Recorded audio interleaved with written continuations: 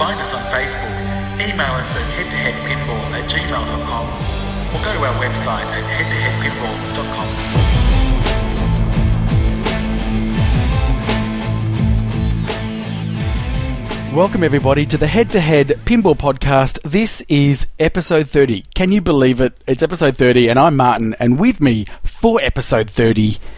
It's Ryan C, the big 3-0, baby. Whoop, whoop. Did it. We made it. That's it. We can finish now. It's time for our mid-podcast crisis. That's what like when you're 30 years old. Is that when you have the midlife crisis? Or is that 40? Is this when we jump the shark, or... I want to dive under the shark like Bruce, okay? Or get beaten by a shark by Ron. So yeah, that happened. Massive episodes. A lot of news came in today. We got some news on Iron Maiden, some speculation. Supreme Pinball Machine, what is it? We got some news on Deep Root. Oktoberfest, we're going to talk about Oktoberfest again. Stern hiring new people. Color DMD. More talk about TNA. Has someone blown it up? We got some news on Dialed In, and we're going to talk about our massive week in Marty's massive week in pinball, and me sitting at home just playing pinball alone in the dark. That's not so bad. So bad, no. We might venture into the top 100 again, and we've got a new segment just to prove that we can do some original segments. We've got another new segment, totally not copied off anyone else. Yeah, we're calling it Pin Slide. Go for it, Marty. Start us off. All right, well, so the rumour that we've heard is that Iron Maiden, which supposedly is the next machine coming from Stern, is in fact Archer. So it's not Iron Maiden, it's Archer, or are you saying that the layout is the same as Archer? So the layout apparently is whatever Keith Elwin was working on with Archer. Which, again, it's all speculation, but it kind of makes sense because, all the videos and all the work done on Archer was pulled from his website, so it kind of makes sense that he would be using that for Iron Maiden. And as I've mentioned before, I got to have a flip of Archer, and it plays really well. I mean, it was pretty basic code at the time, but just...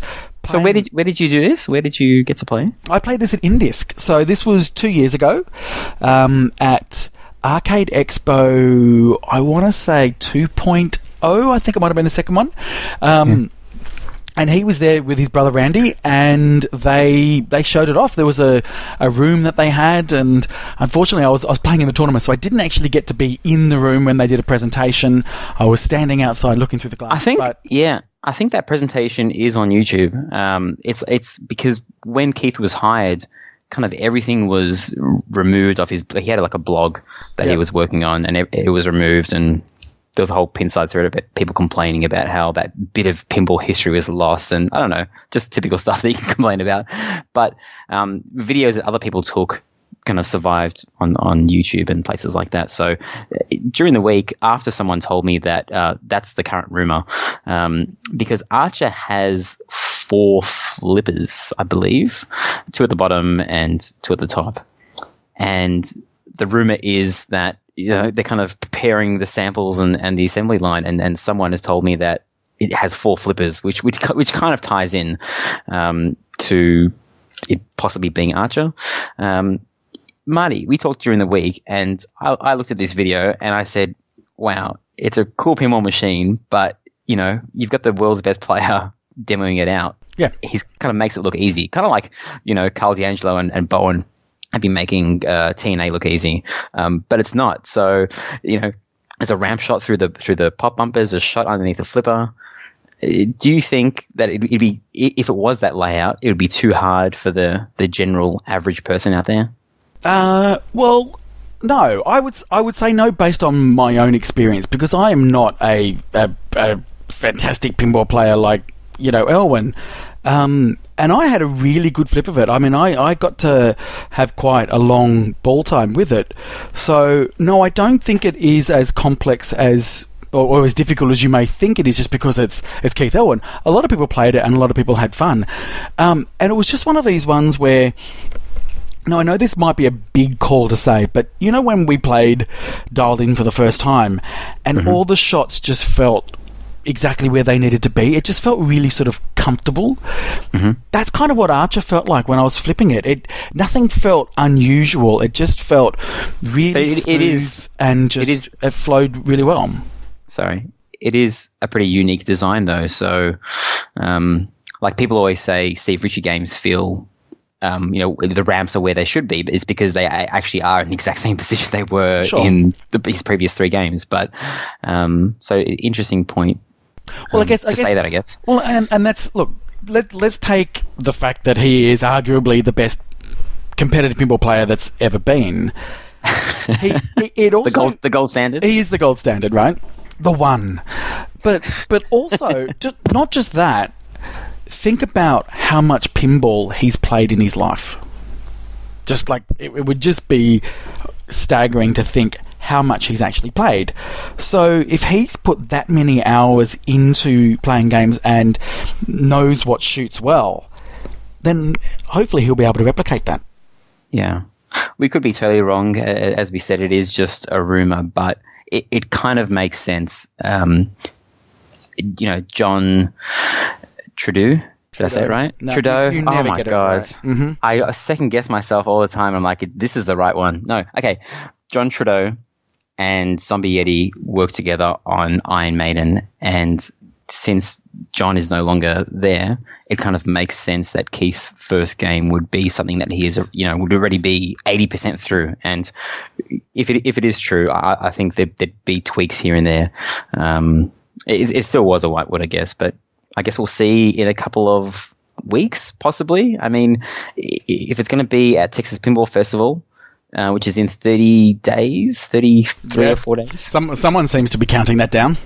There's a thread on Pinside, that Labnet guy. It's like every single day he bumps a thread with like 31 days. Anyway, it's around a month. So they're not going to announce it one day before. They're going to announce it maybe 2 weeks before. So I think we got an announcement coming pretty soon. Yeah, well, like you said, Ian, if they've used his layout, which he's had, as I said, like when was it?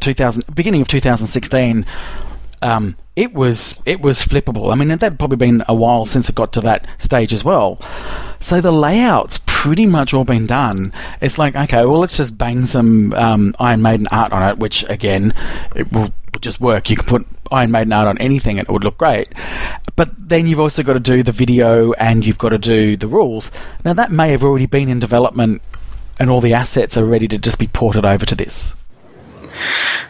Possibly. I think they kind of do that last, as it's evident with Guardians of the Galaxy. But as I said, we'll see. I hope we're right, so we have a prediction there that comes true. But talking about Stern releasing a new pinball machine, did you catch the new news today, Marty? The Supreme pinball machine. Pinball.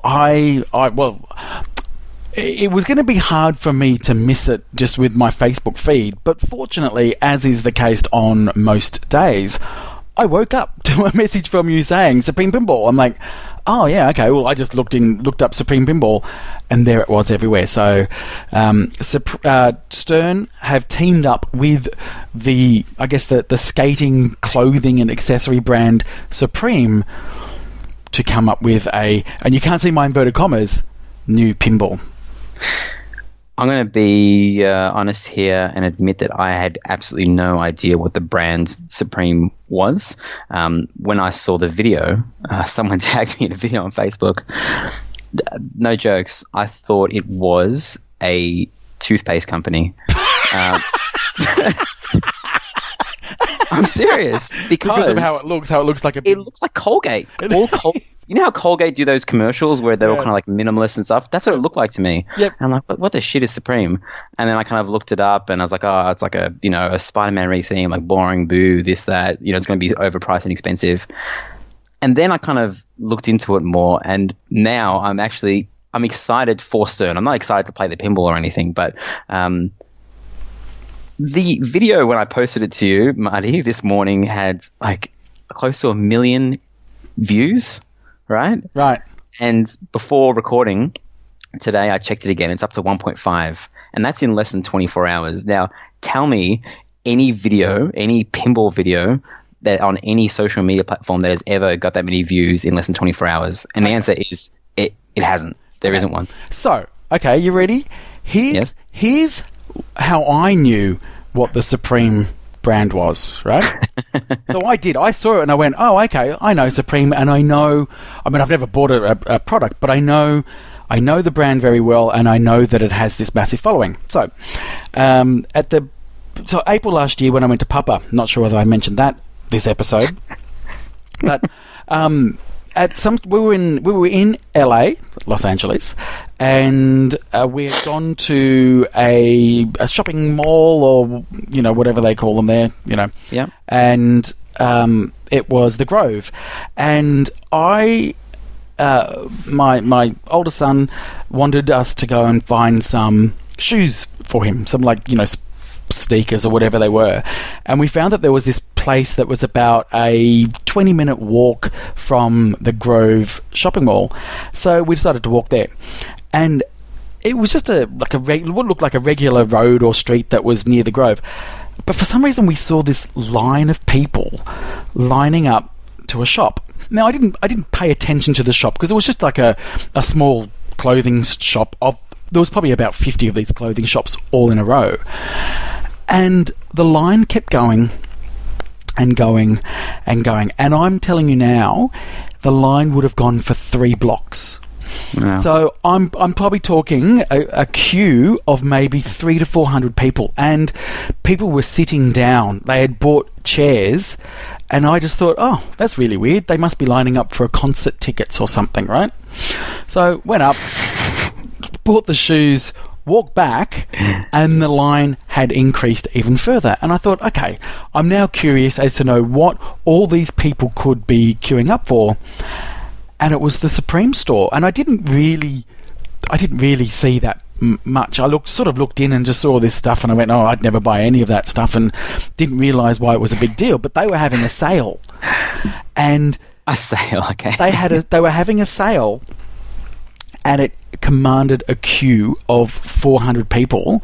And actually, we had asked somebody how long they'd been waiting in the queue, and they said they'd been there 2.5 hours, and that was about halfway down the queue. Yeah, this company is insane because they started about 20 or so years ago, and everything they do is limited. You think of Stern kind of alleys, think like that only. And they have their collections, kind of think of a collection like a, Versace or a Gucci collection of, fall 2018. And they have something called the drop of when these things come out. And everything's kind of hyped, and they tease things through social media now, and people just go insane and buy their clothes, and their clothes are just so simple. It's like a hoodie with just a simplistic logo, like their logo just says Supreme on it, and people eat it up. It's like it's like, I guess, people no different than people buying a Nike t-shirt with a swoosh on there. I mean, it's kind of just walking but advertisements for the scene. A bit more exclusive simply because, they limit things, and they pump up the price. They don't want everyone, I guess, having access to this. And they've sold some weird shit in the past, Marty. I looked it up. They've sold they're mainly a clothing label, but they've sold helmets. They've sold metallic stress balls. They've sold bricks. You could buy. I'm serious. You could buy a brick for, I think it was £30 in the UK. I'm not sure how much that translates to, but bricks cost like 50 cents normally, so it's more than that. Just with the logo on there, and it's almost like just to prove how dumb people are that they would buy a brick for this because they can, and it's just ridiculous. And I looked up a YouTube video, and they also sold a crowbar, and this person walked up to the person and said, why are you lining up to buy a crowbar? And this is what the person said. I think the brand is so fucking powerful that it's making me buy a fucking crowbar. The crowbar and the Swiss Army knife, that's all you need to trap, man. Why does everyone want the crowbar? Because it's a fucking crowbar. Are you fucking serious? What are you gonna do with it? Fucking nothing, but I'm gonna own a fucking crowbar now, so that's the... So, what are you gonna do with it? It's nothing, but I'm gonna own a fucking crowbar. Exactly. Right? So this is the company who's teamed up with Stern, and I don't know. It's you watch the video. I mean, the pinball machine kind of looks like a retheme of, not a retheme. I think they're using this possibly the same ramps as the Spider-Man Home Edition. So this is kind of like their cheapest it's the most exclusive pin that might ever be made and sold and marketed. Who knows how many they're going to make, but it's using the cheapest footprint, I guess. It's not a pro model. And it's got like a tiny it's not even like it's a dot matrix at the back, isn't it? And it's like it's a small one. Yeah. They sold bricks, Marty. They sold bricks. Okay, let that sink in. So, right. Do you think these people are commanding an LCD screen? They're buying bricks. No, well, I got to say, I went to, I read a lot of the comments on the actual video, not the comments that when we posted it up on our Head2Head Facebook page, but the comments, and people were going nuts over this. Like nuts. You talking about Pinside or? No, I'm talking about on... Ah, yes, yeah. Like people saying... I want one. Oh, God, man, I've got to get one. So, based on what we talked about, massive brand cachet, arguably dumb people with money, what do you reckon this thing's going to sell for? And what should it sell for based on what we know it is? Okay, so it should sell for, I guess, the same price as the Spider-Man Home Edition, which I think is like, what, $3,500 or so. But I guess, what, 3 times that? Maybe 10 grand? Or do you think more? I mean, I saw some comments saying, or rumors are going to be $40,000 or something like that. I guess it depends how limited it is. But I mean, it's one thing to buy a brick for $30 and overpriced clothes, a T-shirt that just has a simple logo for $50. But a pinball machine, I guess, is a whole nother level. Can these people that are buying these clothes afford a pinball machine? That's the real test, right?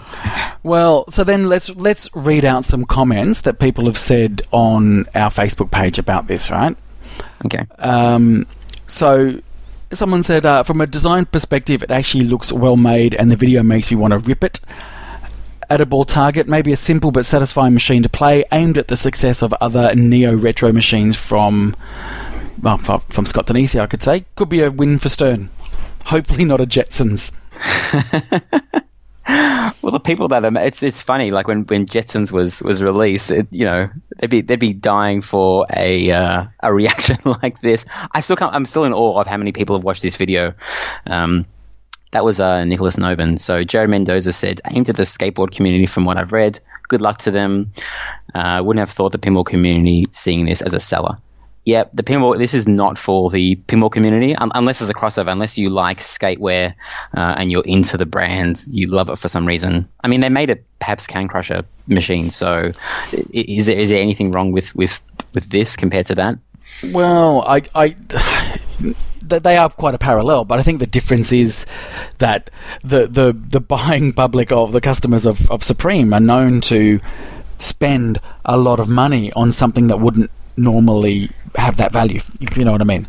So I wonder. Okay, keep on reading the comments. I'm going to try and find what the most expensive item they've ever sold is. Okay, so Mike Hutchinson, never heard of the brand. Very ugly design for the simple artwork.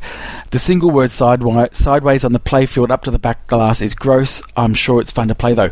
I've got to tell you, the single word sideways on the playfield up to the back, that's not the worst part of this machine. The worst part of this machine is the side art on the actual cabinet itself, where it's just nothing, and then this tiny white.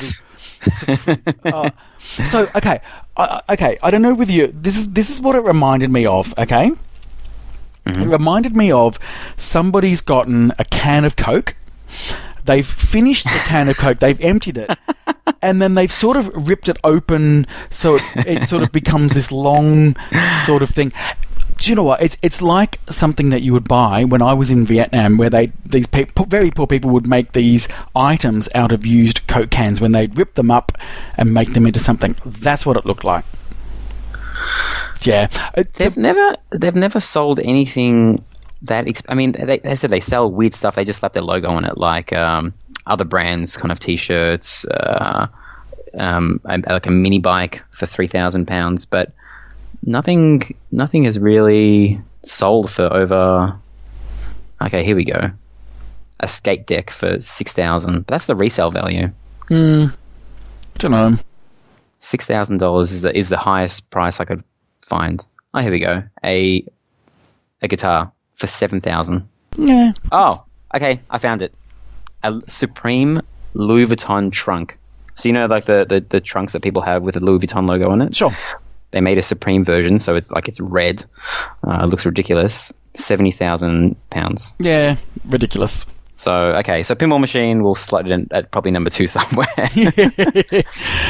So Alex Thompson says, looks like a retheme of Spider-Man Home, so probably will be around that $5,000 price tag, which would make sense when your market is non-pinballers. So upon reading the Pinside thread, it seems that their business model is to create artificial demand for random items that drive the demand and price up, like, he said here, $1,000 brick. Maybe that might be the resale price. As I said, I think a lot of people are buying these things because they sell out and then they chuck them up on eBay, and people that missed out, that's their whole business model. So, and they're valued at over $1 billion because some company bought 50% of their shares for $500 million US. So yes, they are worth $1 billion with 9 stores. Isn't that crazy? It's insane. So Jeff messaged and said, explain to me what Supreme is, because based off Facebook, it's some kind of urban hipster skater brand. I don't get it. Why not do a Drake pinball machine? Tim Peters, 1 play for 25 cents. I like the old style apron, and the cabinet looks larger, different than any other games. Looks like a Spider-Man retheme. Yeah, it does. Someone said I like the clean design. Almost looks like a whitewood version. Thank you, Tebow. John Pansini, it's great they're actually trying something slightly different. Looks very cool. Could be a good time to bank on the vintage trend. Is it vintage? It kind of does. It does look a bit retro. Like, it kind of looks like a 50s, 60s. It sounded cool. I'm not sure if those are the real... Okay, here's a weird thing. At halfway through the video, you hear a lightning strike, right? Like a sound effect of that. Yep. I'm like, that sounds really familiar. What is that from? And I've thought about it for an hour. Like, it was in the back of my head, and I just couldn't... And then I realized it's almost the exact same sound effect as when you get a troll bomb. When you got in Medieval Madness, when you hit a troll and it rebounds into the scoop, and it does the lightning strike, and it says 1 troll bomb added. Someone has to put those sound effects side by side. I reckon it's the exact same sound effect. Anyway, Brian Schleaves, you can read that one quickly? Yeah, that's good old mate. Boxy says, I love the single red and white colour simplicity of the playfield/cabinet, and especially the white-only lighting. Refreshing to me, as I think there's too many colour changes in the light shows of new pins these days. Looks and sounds old school, so it has some real pin sex appeal for me.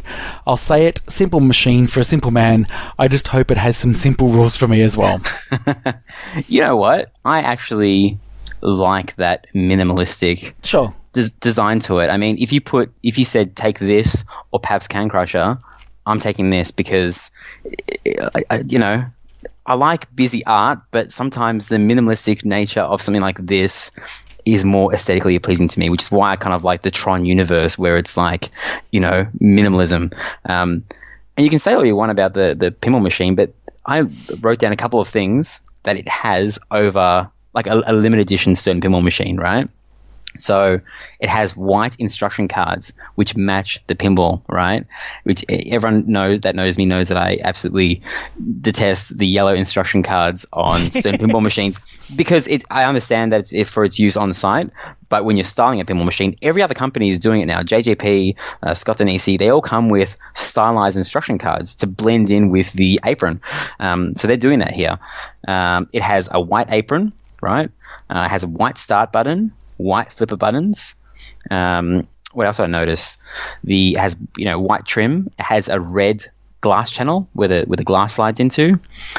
Red speaker grill, the red back panel, white coin door, white shooter housing, and white shooter knob.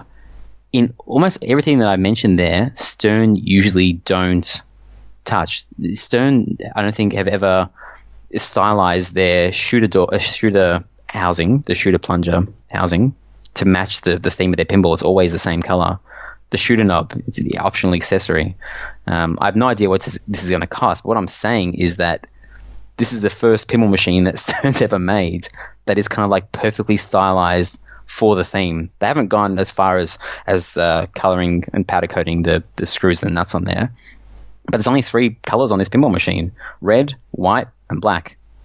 And lucky those are the colors of Supreme. Because who knows if it was like green or something, would have instead of red, would they have changed the dots of the DMD? Well, they're very lucky that it was white. Well, here's a couple of questions for you.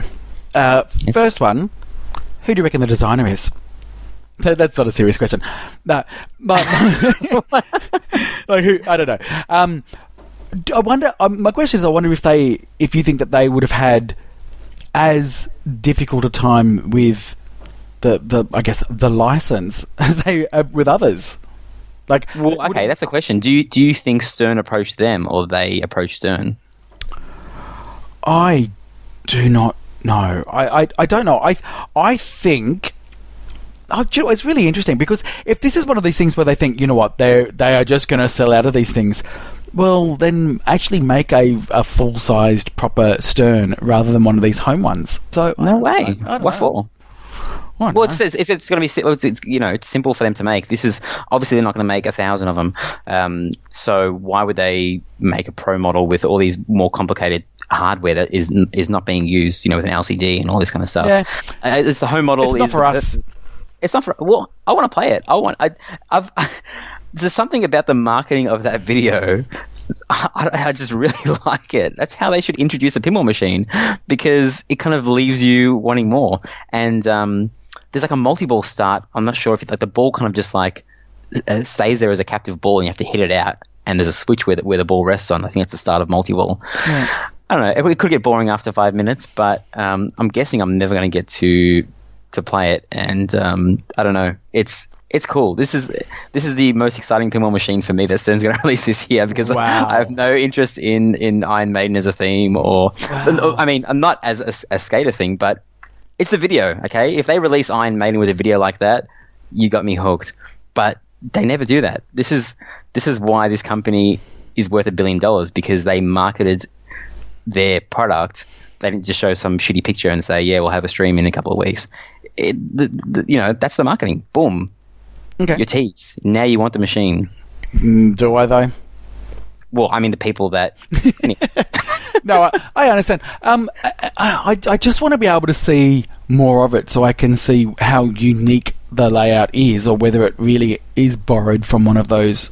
Doesn't matter though. As I said, it's not for us. The news here, the news piece is, this is the biggest release of a pinball machine ever in the history of pinball, right? 1.5 million people in less than 24 hours have watched a video on a pinball machine. That's never happened before.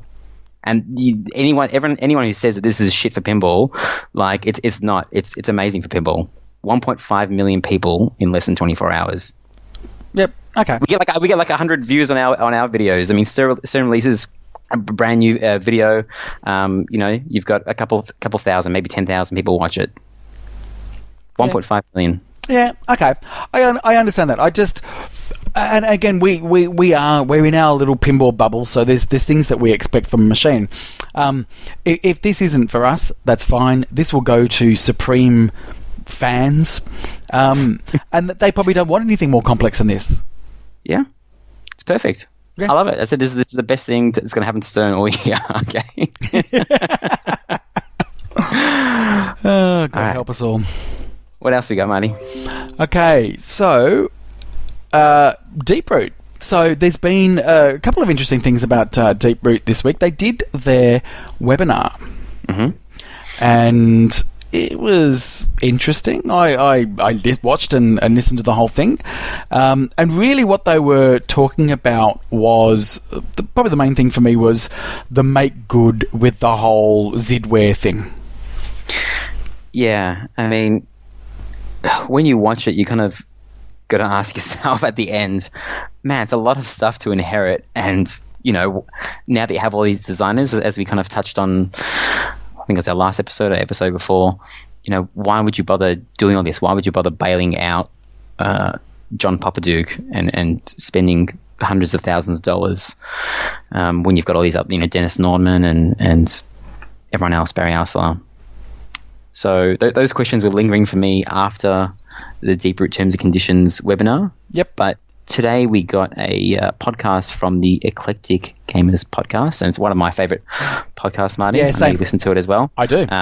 Dennis is an absolutely amazing interview. I think he's, you know, to want to put it out there, it's probably the best interview. And he's kind of admitted that he doesn't do many interviews and he doesn't like doing them as much as kind of just chatting. But his questions were kind of on point and respectful, and we'll link it in the show notes. Go and have a listen. It's not too long. I think it's about 40 minutes or so. And yeah, what did we learn from that? Well, just going back to the first of all to the webinar and then to the interview. So really, just a couple of things here was, you know, I'll just read some of the slides that I managed to take a screenshot of. It says, you know, the goodwill terms are a plan as a sign of goodwill wherein we will honour qualifying proofs of claims from individuals under certain terms as found on the Deeproot and Zidware page. And the summary of what they've really said here is, if you are suing Zidware, then fuck off. We are not going to help you. And he was actually very clear in a lot of this, saying, if you are going to be trouble throughout this, then go and do your own thing. This is for people that are looking for some form of goodwill or compensation, or at least a way forward. If those people just either want their money back or they want to be litigious and you know, stick it to the man, that's fine, you can do that. This is all really set out for those people that are going to follow this process. It was very clearly set out what your options are, but also what he said was, if you are going to be a prick along the way and badmouth our name and badmouth, you know, all this, then we will actually not honour your claim. I think the correct term to use there is poo-poo the process. Poo-poo the process. Poo-poo the process. So, and was talking about podcasts and websites and all that kind of stuff. And so basically, this guy does not like Canada. That's what he was saying. Okay, and Canada's getting shit. He pretty much added a special terms and conditions to ensure that Chris is not getting a free Magic Girl. The interesting thing, I guess, is, I mean, I wasn't involved in the whole thing. I have no money down, so it's very easy for me to say this and not know the full story. But lawyers cost a lot of money, right? And, you know, people that are suing each other or getting divorced or something, I mean, the lawyer always wins. So if this is an opportunity to, you know, and he pretty much said, and who knows if it's true, that, you know, John doesn't have pretty much any cash assets. You know, like, if you're going to sue him, you're going to get nothing, which, you know, may be true, may not be true. You know, consult your lawyer if you're a part of it. But I guess this just seems an easier process than dragging the whole thing on. And I guess you're giving up your rights. So as I said, I'm not here giving legal advice, but it seems better to get something rather than nothing, right? Yeah, and really what they're doing is, the goodwill that's coming from this really is investment in future machines. So they'd want to be good, and we'll get to the interview that sort of talks about that. But, you know, effectively what they're saying is that if you've received or paid for a Magic Girl machine, and you haven't sold it, so if you've sold it to somebody else, then there's no deal. If you've bought it from somebody else that bought it directly, no pin for you.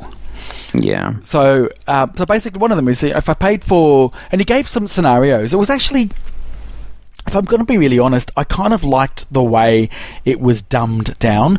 There was all this, lawyer speak, you know, all the terms and conditions and, you know, the disclosures and all that kind of stuff. But when it actually came to what's on the table here, it was really clear.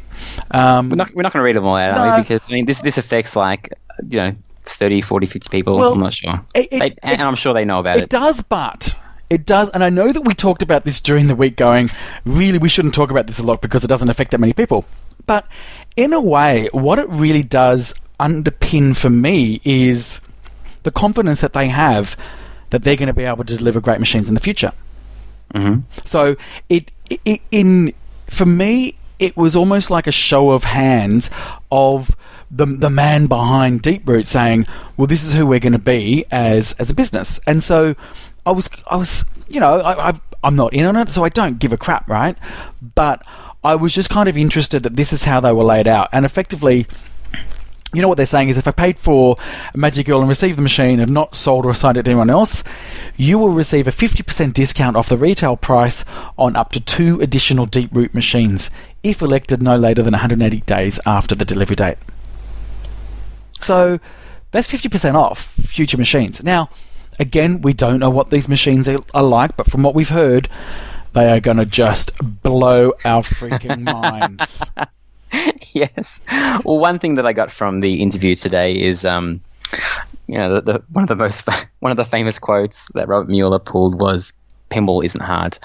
And then, kind of in the next interview, he said, "Well, pinball isn't hard, but manufacturing is another thing." And today on the interview, I think the first three things he talked about was how hard and difficult certain things are, like licensing. And so I know the whole pinball thing, that's like saying, finding the woman of your dreams isn't hard, but yes, it is. Yeah.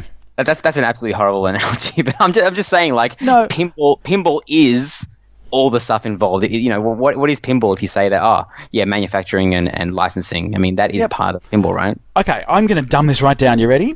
So Yes. This is in my business world. It's when someone comes to me with a business proposal, and what they've done is a financial model. And they say, right, this is what we're going to do over the next 12 months, and if you have a look at my Excel spreadsheet, all these numbers all add up, and that's what we're going to do. And I go, great, that's an Excel spreadsheet. Well done. I'm glad that you've got all your formulas to calculate. But that's just theory. You've actually now got 12 months of putting this thing into plan. So what we've got here, and with the interview as well, is it's a lot of theory at this stage. And I think as he's coming through it, I don't know. I mean, I don't know the guy, so I don't really know what he's capable of. But it's kind of good and, in a way, humbling to hear him talk about these things in a real way that says, yeah, you know what? It is difficult, but we're going to find a way through. We're going to do it different. But at least acknowledging that there are some challenges along the way. Otherwise, as the pinball community reacted, they thought it was a bit arrogant when he said, well, making pinball is easy. Well, not all of it is. It kind of reminds me, like he's trying to be, what's his name? The guy who just sent the car to the moon. Yeah, Elon Musk. Elon Musk, like the Elon Musk of the pinball industry. Because I remember when Elon Musk started Tesla and they were making cars, he said he doesn't want to hire kind of like anyone in the industry because he wanted kind of new and fresh ideas. And then he kind of later said that was a mistake because you still do need some of that knowledge that's been passed down for generations on what works and what doesn't work. But he still wanted to hire a lot of tech heads to revolutionize it. So it sounds like he wants to kind of make everything very different and not, build everything from the ground up is his words.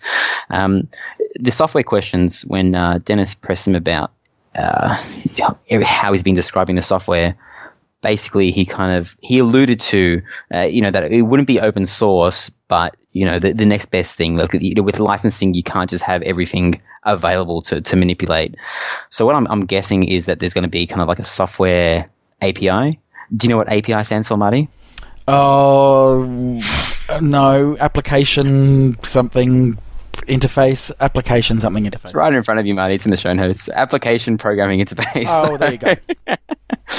So basically that's a set of functions and procedures that allow the creation of applications with access to features or data of an operating system. So like when you're on Facebook and you see like posts from people that do those stupid quizzes, like the current one at the moment is what do I look like if I was a girl or a boy? Yeah. Swapping genders. I block all those apps.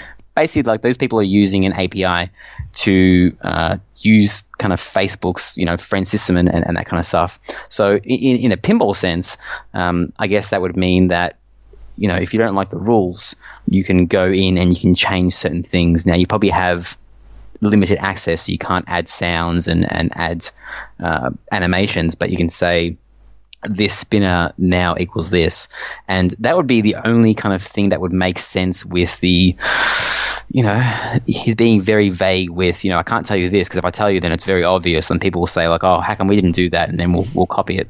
But that's what it seems like he's alluding to, that there'll be a certain set of simple instructions, and then people, like tournament players, can have their tournament code, home players can have their home code. You can make special modes. Yeah. I tell you what I want. I tell you what I want right now, because he has teased me with it. I I want an interface straight out of Minority Report. He's all but promised it. So, what do you mean while you're playing pinball, or do you mean when you're designing code? When you're doing your code. So, yeah. So obviously what he's talking about is, that's what he said. Here and there. That's what he said. I can move things around. No, so really what he's saying is, and fair call, you can't go to the root source of this code because, we've seen... Well, we've seen, I shouldn't say this, but we've also heard rumours where, there's been some beta code that's actually, managed to damage some machines, right? So if you're let's say you change a bit of code and it makes a coil go on and stay on, you're going to blow the coil, right? So that's actually going to damage your machine. So they're not going to let people sort of mess around with stuff that's going to damage or break the machine. They're really going to do rules and maybe some tweaking of yourselves. And you know what? Maybe they will give you a bit of an interface so you can actually do a simple rule builder. They'll give you a shell of a game and you can actually sort of, tick this box, do that, and then maybe build a tree of rules, and there you go, there's your game, and you have a unique experience, and you can share it with others, and they can load it up onto their machine. Well, that works as long as there's a community behind it to do it, and I think we touched on this last time. If no one's buying the machines, then it's just whatever code they release is the code you get, right? Yeah. Who knows? But they said they've reached out to tournament players to kind of invite them to work with them. So, I mean, they're kind of trying to access all areas here. Dimples, Marty, do you like dimples? On people, I love dimples. Okay, I think dimples are very cute. What do you think? No, they're like that. Oh, back dimples are hot. Right. Okay. So Robert Mueller doesn't like pinball dimples and on the playfield, and he wants it to be a thing in the past, and it's been a talking point in the last couple of years, especially with I think George Gomez said once in an interview that the reason why you can see more dimples now is because we're using a thicker layer of clear coat. Wood is never going to survive against a steel ball. It's just and there's a million pinside threads about it. I couldn't give two shits about dimples, but Robert Mueller does. So he said that the QC, right, and this is a bit of a statement, he wanted to kind of make a statement that people are going to talk about, and here we are talking about it. A pinball machine will not leave their factory if he takes a sledgehammer to it and it makes a mark. So when I said that, I'm like, okay, that's a bit stupid, because what can survive a sledgehammer hit, right, Marty? Well, I don't know. Is there anything that can survive a sledgehammer that you would be able to use for pinball? I had half an hour free today, and I spent it looking up people smashing things with sledgehammers. And first I thought glass, maybe. No, certain types of security glass, like when you go to a high-end jewelry store, can not smash open, but it still shatters. So the glass is not happening. And then I started looking at weird kind of chemical stuff, and there's something called polyurea, which sounds like a vaginal disease. Polyurethra. And it's this spray. You can pretty much spray it on anything, and it just makes the thing like impenetrable, right? And you can hit it with a sledgehammer, and it's quite expensive. So what is even cheaper than that is something called polycarbonate. And basically it looks like plastic, like clear plastic. Well, I guess you can get it in any color. And there's videos online of people just sitting there smashing it with axes, sledgehammers, anything you want, like siege, like log, door slams that the cops use when they're doing drug busts. And it doesn't break. It has like little surface scarring, they call it, but it doesn't break. This is like the insane material. So that might be it. I have no idea why we're talking about this, but hey, you said we're going to hit it with a sledgehammer, so it'd be something like that. Yeah. And I guess they would then silk screen it and maybe just put some clear coat on it as well.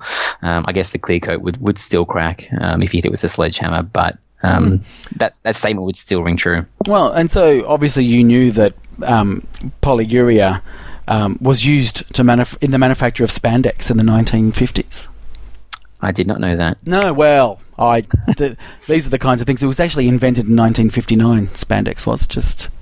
Well, I just a fact off the top of my head. Okay, Marty's Google skills off the charts. So there's some other good stuff in there. It's still pretty vague, but head on down to the Eclectus Gamers podcast and have a read. I'll listen to that interview. It's and do you know what? time.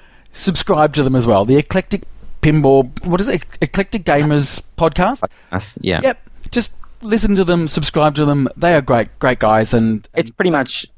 Yeah, they're pretty much like 80% pinball, and the last 20% they talk about video games. And I used to kind of like switch off when it got to the video games bit, but now I listen just to I listen just to be grateful of how the pinball industry kind of is at the moment compared to loot boxes and the crazy stuff that video gamers have to go through. At a fraction of the cost, but still. No, it's good, and they've got great taste in video games as well. They seem to be playing the games that I like, so go and have a listen to them. They're great. Are you a closet video gamer, Marty? I'm not closet. I've played video games all my life. Well, do you play it now, though? Yeah, I do. What do you play? I play my PSVR. What do you play on there? Like, what games are you playing, Matty? You're just watching 3D porn, aren't you? Oh my god! Funny. Shall we head on down to Oktoberfest? Let's talk about Oktoberfest. This really is the hit pinball theme of the year. You can tell by all the pinside threads that have just come out of nowhere. All the pinside thread. Is there? I don't even think there is one. Is there one? I don't know. I don't think anyone cares. I care. You know I care. Do you? We got a fucking email from a German. We got an email from a German, and we got an email from somebody that lived in Germany. Who else is German? No, Lucas lived in Germany. He's been to Germany. Okay, sorry. Yeah, okay. So we've had now a week to think about this. So just over a week. Are you still kind of cool on the theme, or do you think it's all right? The more people don't like it and think it's a horrible theme, the more I think it's going to be a good theme. Just to be an oppositionist. Oppositional, yeah, right. Yes. Well, it's fun. Like it's a fun theme. How can you stuff it up? Well, we've got 3 emails about it. So instead of reading them during the mailbag segment, do you want to read them now? Yeah. Okay. So let's start with our first one from Gregor. He said, "Loved your show, guys, and the next trip is yours for sure." You know it. He said, "I promise you buy my kangaroo nutsack." He says, "In addition, I'm German, so let me enlighten you. Even though Oktoberfest has a lot of drinking involved in Bierzelten or beer tents, it is also a ginormous fair with lots of rides on which you can then drink all of your beer backwards again. So I would think it could actually work quite well as a pinball machine. And the thing with the outfits, you are unfortunately didn't get quite right. So lederhose means leather pants. That's why the guys wear them. The women wear dirndl. Pretty sure some of them wear boysenhosen." Thanks to you, Gregor. I was excited when I got this email because, as me and Marty have mentioned before, we get a lot of listeners from the US and Australia. That's our 2 kind of main viewership base, or listenership base. And some from Canada. Jeff Diolis mainly just listening to our thing about 10 times a week. Yeah. But yeah, this is our first email from someone not from like the main 4 countries, so I was pretty excited when I got it. And he said he's going to try and email a couple more times as well when he has something to chime in on. He can be our European correspondent. We also got an email from Jeff. I'll read that one quickly. Go. "Hey fellas, love the podcast. I enjoy Aussies talking shit, and it's very educational to an American like me. I like hearing your heated discussions on dry dongers and whinging. I love the idea of Oktoberfest as a pin, as long as it has that mid-90s humor like Attack from Mars or Medieval Madness. Pinball should be fun and weird and not be taking itself too seriously. I'm right with you there, Jeff. I think a lot of pins are completely soulless, and that's something that really I enjoyed about the 90s pins. At the very least, it will have some good music and artwork, and it should be and artwork would be good controversy to podcast about, like Lucy. Yep, I'm waiting for just big-breasted German girls just leaning over. I want it. That's why I want this pin. I want the drama. I want people to say, "I'm boycotting American pinball."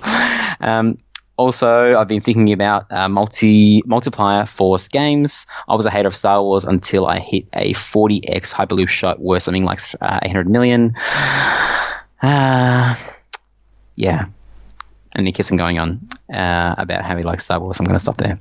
And also Game of Thrones, talking about the tutorial vids that made the game his favourite. Now he understands how the multipliers work together. So, and that's probably the summary of multipliers is you're either the have or the have-nots. You either understand how multipliers work or you don't. And if you don't, you will get left behind by those people that do. Unless everything goes back to TNA. Well, TNA does have multipliers, but a more simplistic thing. People, do we have a paradigm shift here that people are going to now reject complex games and embrace simple rule sets? Anyway, thank you, Jeff from Seattle. And Lucas. So again, another correction. But he said, so just a few things in relation to the episode regarding Oktoberfest. He said, Dot Point will make it easier. Firstly, Oktoberfest could make a great pinball theme. It could also be a colossal fuck up. Fair enough. He says, Oktoberfest is the celebration of the marriage of King Ludwig I. Wow. Boring. So much exciting history. And 2, Oktoberfest is so much fun. More chicken is consumed than sausage, with over 1 million chickens being consumed over the festival. So he said, put in brackets, chicken chow down multi-ball. That's not as funny as like eating sausages, though. No, because I know. a sausage can also be a penis. A chicken can't be anything but a chicken. Well, a chicken can be a cock. Oh, jeez. So Jump the shark. Pluck a duck. He said the different beer holes could be goals to collect. And he said lederhosen literally translates to leather pants and the outfits the men wear. And yes, the girls are called dirndl. Bavarian folk music would be awesome for a pinball. Would it? Would it, Lucas? Bavarian folk music would be awesome for pinball. We need to talk. He said Stern should make it because beer plus pinball equals dollars. There you go. It would really test the theory. Well, that's the joke, right? Like American pinball guys were in the front row of the Stern talk, and Gary Stern said, beer plus pinball equals dollar signs about 20 times per minute, and they're probably just like, shit, They've just gone. Someone handed him a note and said, "Oh my god, Oktoberfest, dollar signs." Well, we also got an email from Jonathan Joosten, and he said he had some interesting stories to tell about the origins of Oktoberfest and how people wanted to kind of do this theme a long time ago. So you were busy at work, so I had a quick chat to him. Quick meaning about 30 minutes. We did discuss some interesting things, so should we cut to the interview, Marty? Let's do it now. Joining us all the way from Amsterdam, I believe it's close to 1 a.m. over there, it's Jonathan Joosten. How you going, Jonathan? I'm doing very well. Thank you very much. How are you? I'm great. You emailed us during the week, and we decided to have you on the show for a little segment. But before we get started on that, for all of our listeners out there that might not know who you are, let us know what your involvement is in the hobby.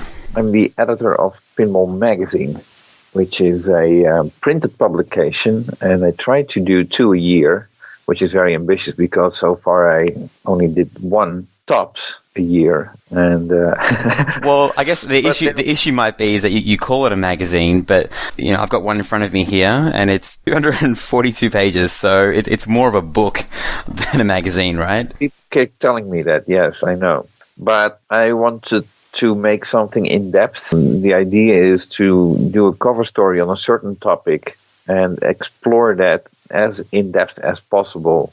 So the issue that you have in front of you is issue 4, which has the entire career of pinball designer Mark Ritchie in it. And then I really want to discuss every aspect of his career and things that came along while he was working at various companies and all that, So the magazine should be your one-stop if you want to know anything about Mark Ritchie. So how does that work with all the follow-up questions? I mean, do you conduct phone interviews, or is this an email thing? Okay. No, I hate doing the email thing.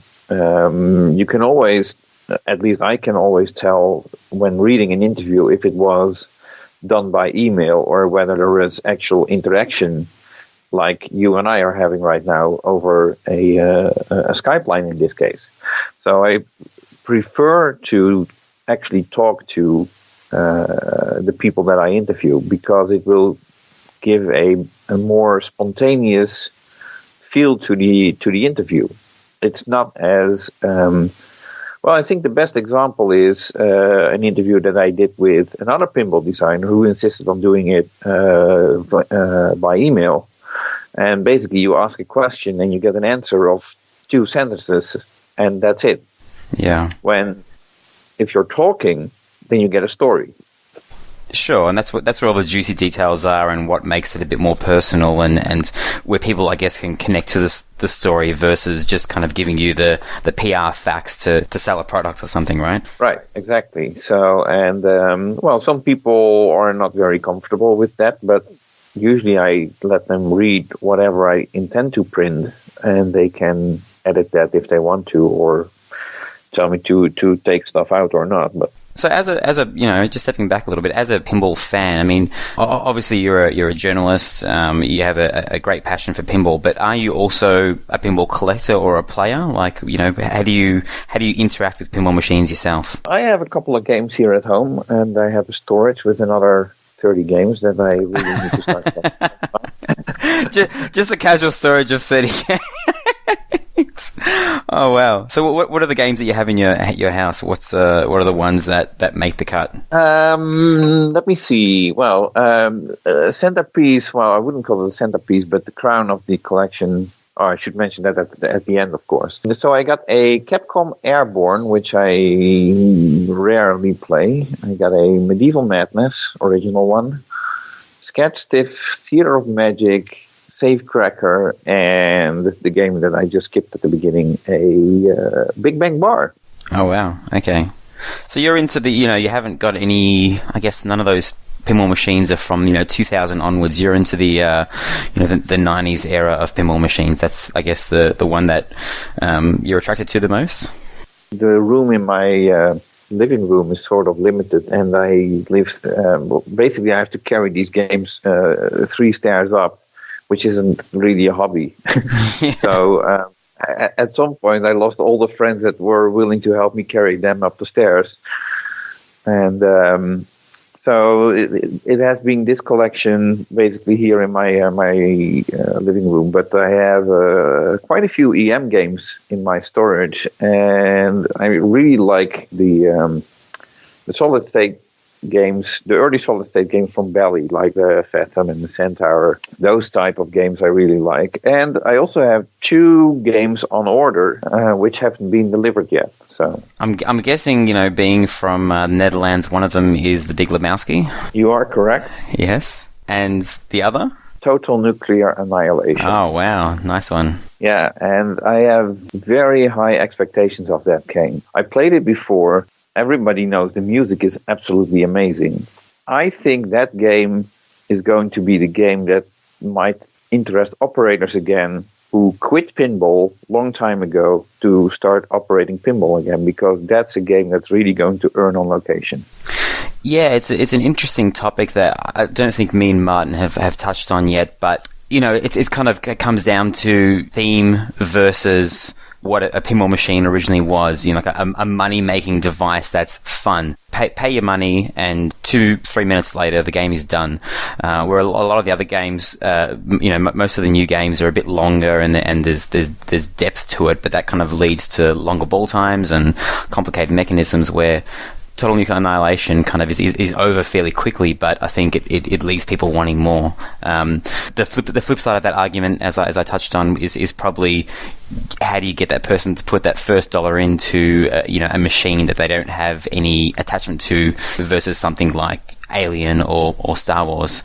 But from all reports, a lot of them are going out on site, and they are making a decent amount of money compared to the other machines that are around them. Well, there's an interesting way to counter what you're just saying, in the sense that, sure, you can get the first quarter on Star Wars, but how do you get people to put in the second? Because once they played it, and they didn't like it, Yeah. then what are you going to do? Well, Where that's the with thing. Total- Yeah, it's like what came first, the chicken or the egg? Like if you don't get people to put in the first quarter, then you don't have an opportunity to gain the next quarter, right? Right. So I think with Total Nuclear Annihilation, what will attract people to that game is other people playing that game. Yes. As soon as you see someone playing that game and you see them having fun, you want to have fun too. So Exactly. you're going to play that game. Yeah. Do you have plans to put yours on site, or is this for your lounge? No, this one is definitely going on site. Oh, okay. I actually have, I have a location where they actually tested the Big Lebowski, which is basically 2 blocks from where I live. They had that for over a year over there, and when that game went out, I talked to the owner. I was like, I'm getting this other new pinball game, and I want to put it there. And so that's going to happen hopefully within a couple of months. Just on that, how are you getting the machine? Because in Australia, everyone kind of organise a bulk shipment together via sea freight. I'm guessing there probably isn't a huge amount of people in Netherlands getting it. So do you just air freight it direct with Spooky? Is that how it works? Yeah, well, actually, I have good contacts with Pinball Universe in Germany, and they have already imported quite a few games from Spooky, and they offer to basically assist and help me with getting the game into Europe, and then I can pick it up from them. So I guess that's the the upside of living in Europe, where you can just drive to another country, right? well, yeah, but I think Europe fits like 3 times in Australia, so it's called a different country, but for you it's going next door. Yeah, sure. I mean, Australia is so incredibly big. Well, yeah, Same as with our population is only 25 million, though, so it's hard because all the major cities are very far apart. You know, you can't just drive 2 hours and be at another central hub. So, well, let's talk about the reason why you contacted me and Martin to add a little interesting point to a topic that we discussed last week, Oktoberfest. Well, congratulations on that scoop, by the way. That was very clever. Yeah. it was all Martin. I'll give him the props for that. Actually, I found it quite interesting to see that it took quite a while before it was even mentioned on Pinside, and now that it is mentioned, nobody seems to care about it. It's an interesting thing, isn't it? Like how many new titles can people get interested about every year? I mean, Star Wars is like every year now, but if they said there's 13 new Star Wars movies every year, people would be like, okay, another one. Like, let's. It's almost getting like that with pinball machines, don't you think? Like a couple of years ago, you've been in the industry for a long time. Whenever there was a new machine, people were clamoring for information about it, but now it really has to hit it out of the park, theme-wise, or I guess a marketing launch for people to really get excited. What do you think? Right. Well, what I think, I really got active in the hobby in 2001. I was into pinball prior to that. I even had a game in the late 80s. But I really started to become active again in 2001. And for the next decade, basically all we had was one company putting out a game, 3 games a year, something like that. I don't want to sound harsh, but 9 times out of 10, basically once you get to play the new game, you walked away disappointed.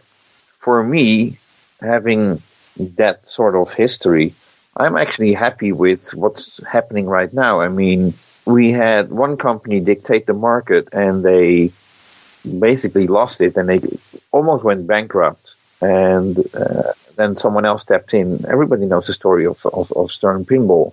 And when Jack stepped up, I mean, it was interesting. Actually, Jack mentioned it to me. He said, if I wouldn't have started Jersey Jack Pinball in 2011, I would not be having these huge monthly updates with what's happening in the pinball industry. Yeah. I guess it was the game changer, right? With what he set out to do. I think eventually more people would have gotten into it because basically there were too many ideas floating around, and Stern wasn't going to do it if they were going to do anything. So Jack stepped in, and then other companies stepped in. Some sadly failed. But you can't be all winners, I guess. But I think it's interesting, especially now that take Total Nuclear Annihilation. I'm very happy that Scott made that game. Yeah, I mean, rewinded back a couple of years ago, I mean, that would have just possibly just stayed as a whitewood, but because of the nature of the industry at the moment, people saw it and there was a demand for it, and Pinside exists, and people can sit there and talk over and over about it. You know, Jack Danger streams games, which makes it more accessible for people to see what the gameplay is like. And right. There's your kind of market research right there. All this is great, but the biggest step we still have to take, and that's getting the operators back. Because there were so many operators that I don't want to sound like a stern hater, because I'm very happy with them being around and producing pinball machines, although not all their games are that great, but okay, people like them, people play them. But for operators, they weren't the best title to operate. Sure, they had the license, they got the first quarter, but then we get back to, did they get the second quarter? And that was a lot of the times not the case, you know, so then you have a big investment. At some point, operators drop out because they say like, hey, this is an expensive machine and it's taking too long to make my money back, so I'm getting out of this.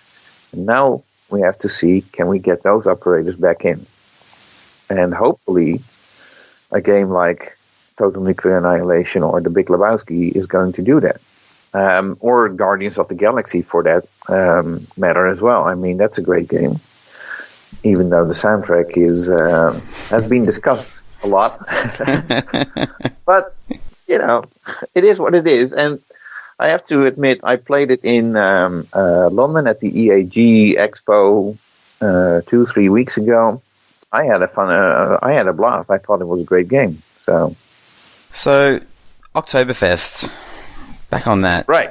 What do you know about Oktoberfest as a thing? You're in Europe. Well, I live next to Germany.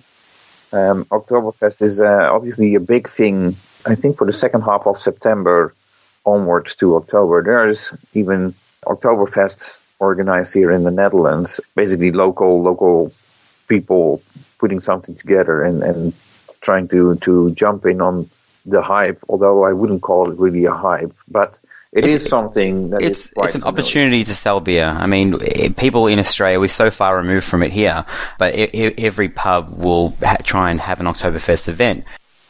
Right. You know, and I mean, look at well, excuse the guys who wear these lederhosens, but I don't mind how the girls dress. I mean, you saying you don't dress up in the leather pants, in the shorts? I never have so far, no. Okay. But I'm not a beer drinker either, so okay. I don't think. I have to admit that I did go to a German carnival. I think, not sure whether that was during Oktoberfest, but those places are fun, and there's beer, bratwurst, and all that kind of stuff everywhere. So sure, what's not to enjoy? I mean, beer and bratwurst. Yeah. So you were telling us that you heard about the Oktoberfest theme a long time ago, but it was before American Pinball had ever been thought about. It was with a previous designer and previous company. Right. I have interviewed Python Angelo while he was still alive. And I still have to publish that interview, and I know a lot of people are waiting for that. Actually, I have the whole thing already transcribed. But Python was a very frustrated man, although he would deny he was. But if you read it back, then you understand what I'm saying. Mm-hmm. And at some point, he was so negative, especially since his career in pinball ended sort of not in a great way. I mean, Capcom isn't a happy ending story. The last pinball company that he worked for was Capcom. But he also worked at Williams, as many people may know. And I know that Python suggested in the late 80s, if I'm not mistaken, to do a Oktoberfest-themed pinball. And it wasn't his game to be working on. Actually, it was a Mark Ritchie game. And Python suggested the theme to Mark. And Mark was like, well, I appreciate that, but thank you, no. Mark had his own ideas for that game, and he continued to make the game the way he wanted to, but Python couldn't stand that because Python had ideas how to sell that game in Europe, and he thought Oktoberfest is going to be big in Europe, of course, and especially you have to take into consideration that at that time Germany was one of the biggest markets for Williams. Now Python always thought further along than just taking a theme. I have a sketch that he made for the backlash for the game that originated as Oktoberfest. And the first thing that happened was Williams management told him, like, Oktoberfest, we're not going to do Oktoberfest because that refers to one period of the year. It's like doing a Christmas game. Not going to do a game on Christmas, so we're not going to do a game on Oktoberfest. So you have to come up with something more international. So Python changed the title from Oktoberfest to International Cafe. Now, the clever thing that Python wanted to do, at least I think it's clever, in Germany, the importer was Nova, and there was one guy who was very important, and that was Hans Rosenzweig, if I'm not mistaken. And Python was all about, okay, we take this back glass and we put in various different nationalities of people in a bar, and one of them would be a German guy in a lederhosen with a beer and the bratwurst. And he says, it has to be Hans Rosenzweig, because he said the ego of Hans Rosenzweig is so big, he will buy 10,000 games. Wow. Not sure whether that actually would have been true, but Germany did buy a lot of games. And we're not talking 200, 300, but really into thousands of games. So that's the way Python thought. And obviously he wanted the company to succeed. So he was really pushing this theme to Mark Ritchie. But Mark wanted to do his own game. Any clues what game that eventually became? I'm looking at, is it Diner? That wasn't Mark Ritchie. Ah, yes, okay. Whew. I'm looking at the backlash now. So there's possibly an Indian guy there. So is it all the way on the right? Is that the one that is meant to be the German? No, you don't have to. Is it on the backlash or on the playfield? The guy with the leather pants, the leader. You have, if I'm not mistaken, you have Pinball Magazine number 4 in front of you, right? I do. So what page are you looking at? Oh no, I just googled. When you started talking about International Cafe, I just thought diner. So I just googled it. So what page am I going to? Because I've got it in front of me here. Page 92. Page 92. And for everybody who doesn't have a copy of Pinball Magazine, go to pinball-magazine.com and order your copy now. Sorry for the plug, but while you were looking that up, I figured that would be a good moment to plug away the magazine. Page 90. 92 is like a sketch. 92. Ah, here we go. Python Angelo's sketch for the Backlash International Cafe, which was his alternative suggestion for Diner. Ah, okay. Italian. Oh, and on the right, you see, there is this guy, this German-looking guy, Hans, the Deutscher. But there's also, I'll try to describe the backlash or the sketch for the people who don't have it. Obviously, there's the title International Cafe at the top. And then sort of in the front, there's a female cashier and the cash register. The display in the cash register should have been a jackpot display, like it was with the meter on Taxi. Yep. That's the way things were integrated back then. And then you have a row of people basically at the counter or bar, if you want to call it. So there's a Mexican guy, there's a cowboy, there's a French belle, there's an Italian person, but which is not very detailed. And on the counter, you see basically what they order. So you have a hamburger and a Coke with the cowboy. The Mexican guy, Taco Gonzalez, is eating tacos, of course. Has a coffee, and there probably should have been a croissant with the French belle. The Italian has pizza in front of him, and there's a little kid eating ice cream, Italian ice cream. I mean, all the cliches, of course, are in that backlash. But that's actually what sort of makes it funny. So I think actually it could have worked, and it would even. Williams obviously didn't do this at the time, but if they would have rethemed Diner to International Cafe, they probably would have sold more games in Europe. So you're saying that his idea, Python Angelo's idea, was Oktoberfest, which then morphed into International Diner, which then morphed International Cafe, which then morphed into Diner. No, Mark Ritchie wanted to do Diner from day one, and Python started interfering and suggesting you should do this, you should do this, and as Mark explains in Pinball Magazine number 4, he really wanted to do a Diner-themed game because he wanted to do something for the collectors of Americana and that kind of stuff. So Mark Ritchie didn't give in to Python's idea. But if Williams would have sort of offered for Europe the same game but with an International Cafe package, so Mark would still have Diner for America, but they would have offered International Cafe in Europe. Yeah, I think if they would have done that, then maybe they would have sold more units. I don't know. Yeah.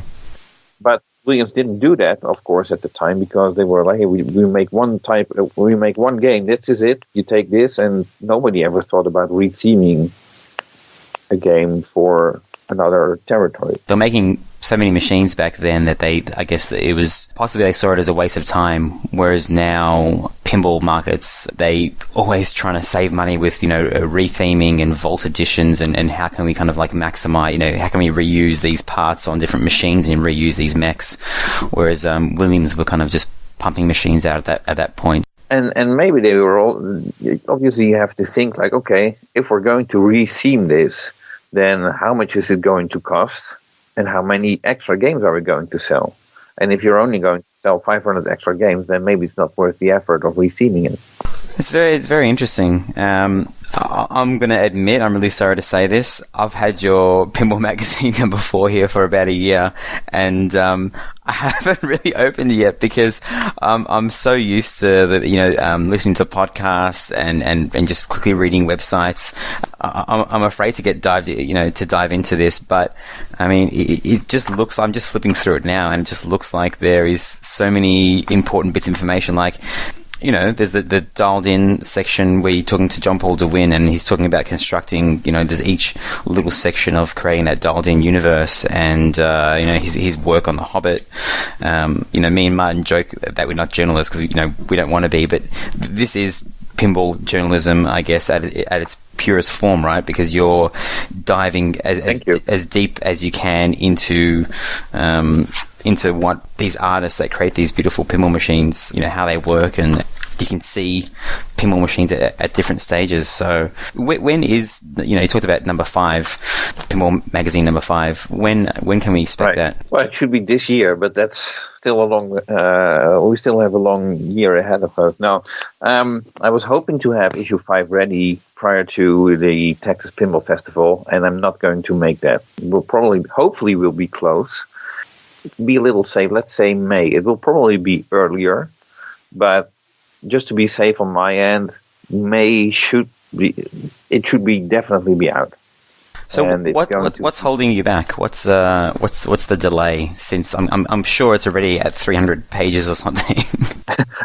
So I'll explain to you what the delay currently is.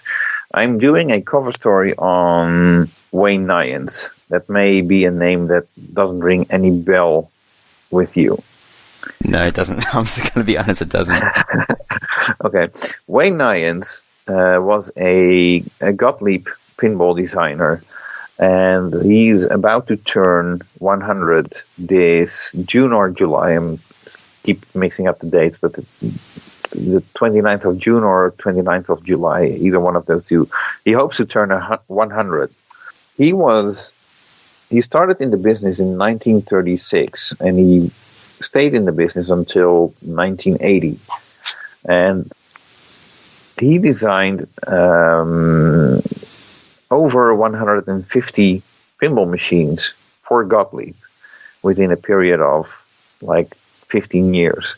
And after that, he was chief engineer, and he was involved with the whole converting from electromechanical to solid state transfer, that kind of stuff.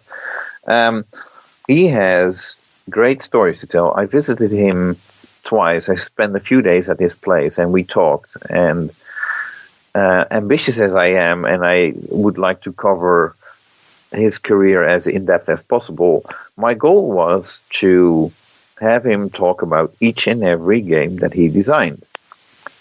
And we attempted that. So that It's a lot of games. It is a lot of games, and I already I've been on a search trying to find all his games, because I wanted to include a photo of every game in a certain angle so that they all sort of look alike, so you can easily flip through them, but you can also easily see all the differences on the playfield, because this guy was so creative. I mean, you have to imagine, these were the electromechanical days, and basically all he had to work was, what he could work with was a few flippers, a few rubbers, a few targets, a few pop bumpers, and that's it. But if you see how creative he was with his designs, and Gottlieb was absolutely killing it when he was designing. They were absolutely number one manufacturer of pinball machines, with Williams being a very, very the gap between Williams and Gottlieb was huge. I mean, Gottlieb would sell like maybe 5,000 titles of a game, and Williams would sell only 1,000. So they really were dominating the market at that time, during that time. And so I wanted to include every game, and I transcribed all my conversations with Wayne, and we talked over the phone, and we added information, and I looked up old interviews that he did, and I transcribed those, and I put it all together. And then you have a document of like 160 pages of plain text, where certain stories are told 3 or 4 times. So then I had to start and filtering all of that out, in the sense that I wanted to take all the best elements from each story, combine that into one story, so that you have all the details and understand the story as it should be told. So I've been doing that. So we managed to shrink down from 160 something pages to now 124. Still plain text, and I'm actually now running the text through a program to I have this. I used to work with a copy editor, but I found this great program to improve your writing. I'm running it through that, and it actually helps to improve my writing, which is absolutely necessary, because I'm not a native English-speaking journalist. But before I send it to a copy editor, I figured I'd let that program do the first round of corrections, so I'm going over that right now. I was actually working on that tonight. And then there's another daunting task for me.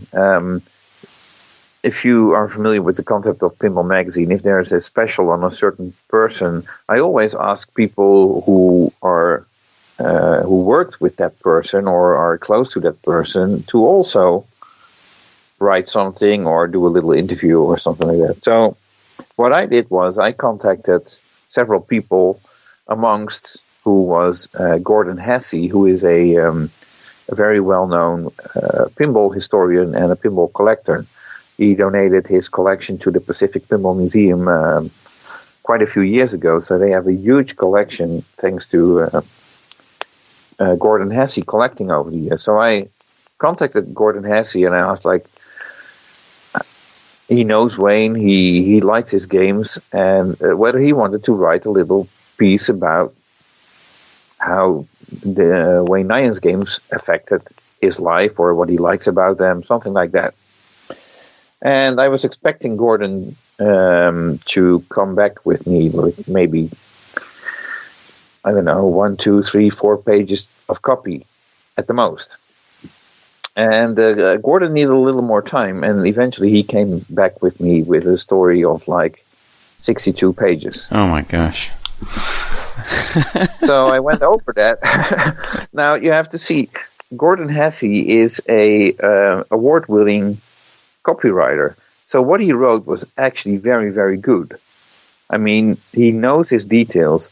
But with what he wrote, there were also a lot of duplicate stories, of which I had Wayne Nyans telling me from the horse's mouth, no disrespect intended, a story that Gordon would tell the same story, shorter, but it would be secondhand info. So you've got to somehow like combine the two to find the truth in the middle, or get it down.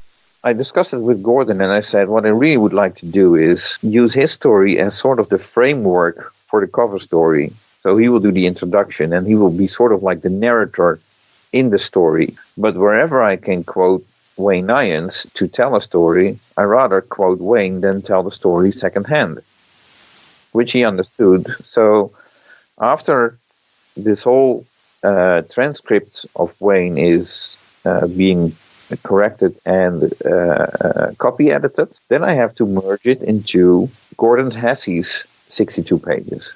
Yeah, a lot of work. That's why it's taking me so long to come out with Pinball Magazine, but it should be like a book. Yeah. And I think there's a small worry that, we're talking about electromechanical games, and the question is that interesting enough for people who like modern games? Because some people never played them. But I think Wayne's stories read like, I don't know, an adventure book for boys. You know, I mean, the guy was around when Chicago was run by the mafia, and they had police raids and all that kind of stuff. And that's also in there. So there's a lot of interesting history that you might be interested to. And well, definitely. I mean, I'm looking at page 122 here on Pinball Magazine number 4, and it's about Kingpin, and that it was originally meant to be a casino game, and there's another sketch here from Python Angelo of his idea of the slot machine, and it's a big-breasted woman next to a slot, and then that eventuated to Kingpin. You know, I'm guessing you know a lot of information that you cannot kind of divulge because people tell you in confidence, but if you're able to talk about it, do you know what Circus Maximus's plans are for Kingpin that they will, reveal at Texas Pinball Festival? I mean, do they plan to sell this, or is this, are they seeking out a contract manufacturer? Well, that's an interesting question, because I've been wondering the same thing myself. I do have an idea. I mean, as far as I know, Circus Maximus does not have a production facility. Yeah. Or, well, they tried to build one for the Pinball Circus game, but as far as I know, they have nothing that basically where you say, like, okay, now we hire a couple of people and everybody gets on the line and we start working. No, it's nothing like that. I have asked to another manufacturer whether they would be interested in manufacturing that game, and they said that they were too busy with the games that they are currently working on and are planning for the rest of the year. But it could also be that game that they are planning on for the rest of the year might as well be Kingpin, but nobody sees it coming. Okay. That's just pure speculation. Yeah, okay. End. Yeah. Do you think, I mean, this, since they fetch such a high price, that people talk about the Big Bang Bar remake, and Big Bang Bar price is fairly high, but it's not out of the stratosphere. From what we hear, Kingpins go for, 30 to 40 to 50,000 US dollars, because there is only a couple of them around. So, 8 actually, yes. Yeah, 8. Okay, sorry. How do you price Kingpin, and how many do you make? Do you make an unlimited amount, or do you say, we're making 200 and there'll be $15,000 each? If you were a marketer, how would you go about doing it, you think? Well, I think we know a little bit already about what they are planning for Kingpin, because they had Dave Christensen draw up some new artwork, which is basically in the old style of the Belly games that Dave Christensen used to do for Belly in the 70s and early 80s. Why? Why did they? Cause I'm looking at the translate here. Why are they changing the original translate? Well, I think that's a good question for them.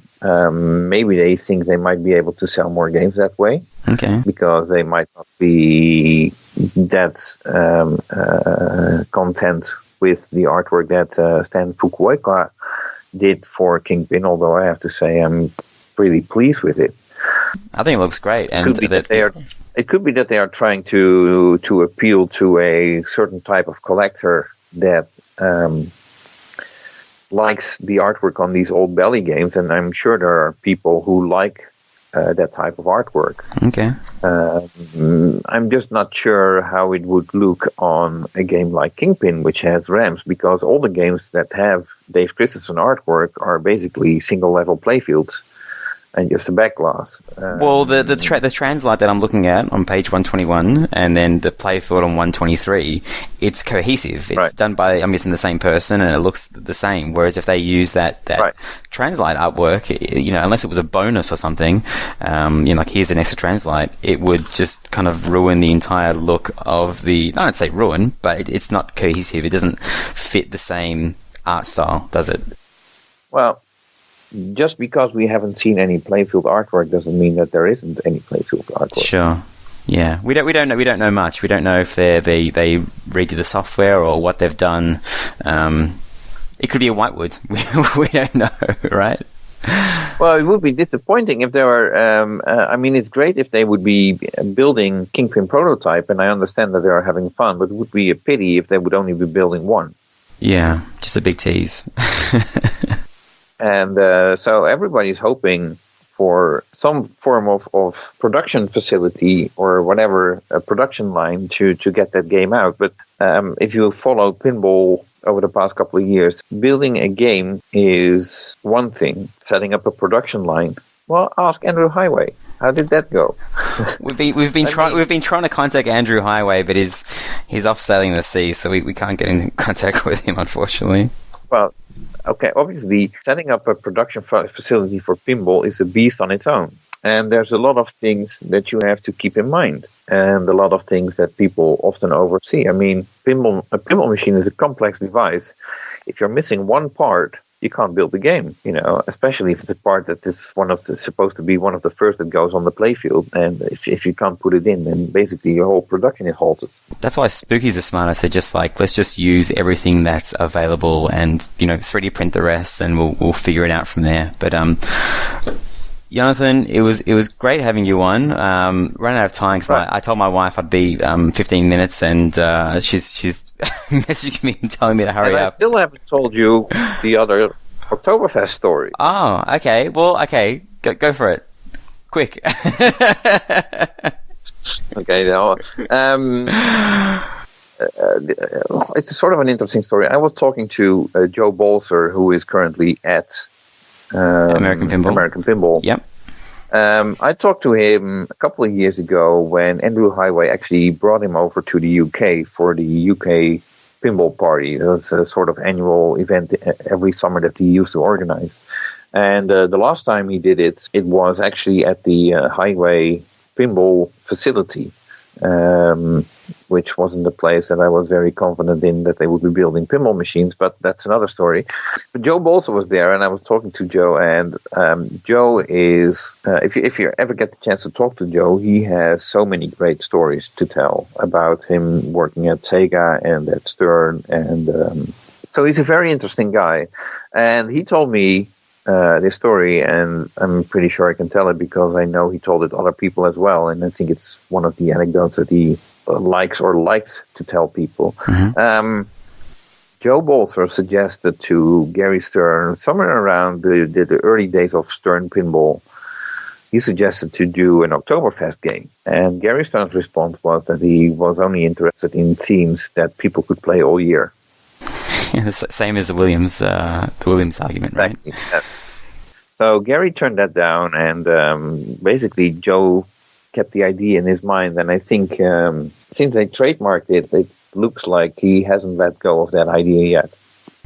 Yeah, I guess it doesn't necessarily mean that it is going to be their next game, but I think the excuse they use when people contact them, if you look at This Week in Pinball, the email exchange was, we had someone working here, we told them the theme, and then they no longer work here, and that information was kind of spreading around. So, just in case we want to use it, here's a trademark, so you can't use it.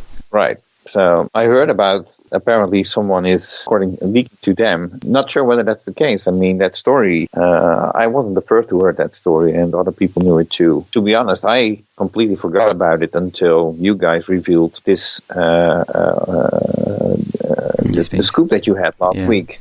Yeah. So I completely forgot about it, and honestly, I wasn't even concerned with American Pinball's second game. I'd first like to see how they are going to do with Houdini. Of course, it's very, very early days with American Pinball and production. I guess they've only shipped a handful of games, so very, very premature to be talking about their second game. But people. But on the other, I understand that you have, as a factory, you have to be working on a second game, because if the first one takes off, at some point you want to move on to the next one, and 100%. That's not start designing it. Yeah, 100%. So when I asked Scott Denisi, if he's thinking about a second game, and he said, I just want to work on finish on this game. That's the correct answer to give. But I don't for one second believe that he's not up late at night, at least thinking or just trying to design out his second sketch for a pinball machine, because you can't sit there and concentrate so much on number one and then finish that and then be doing nothing.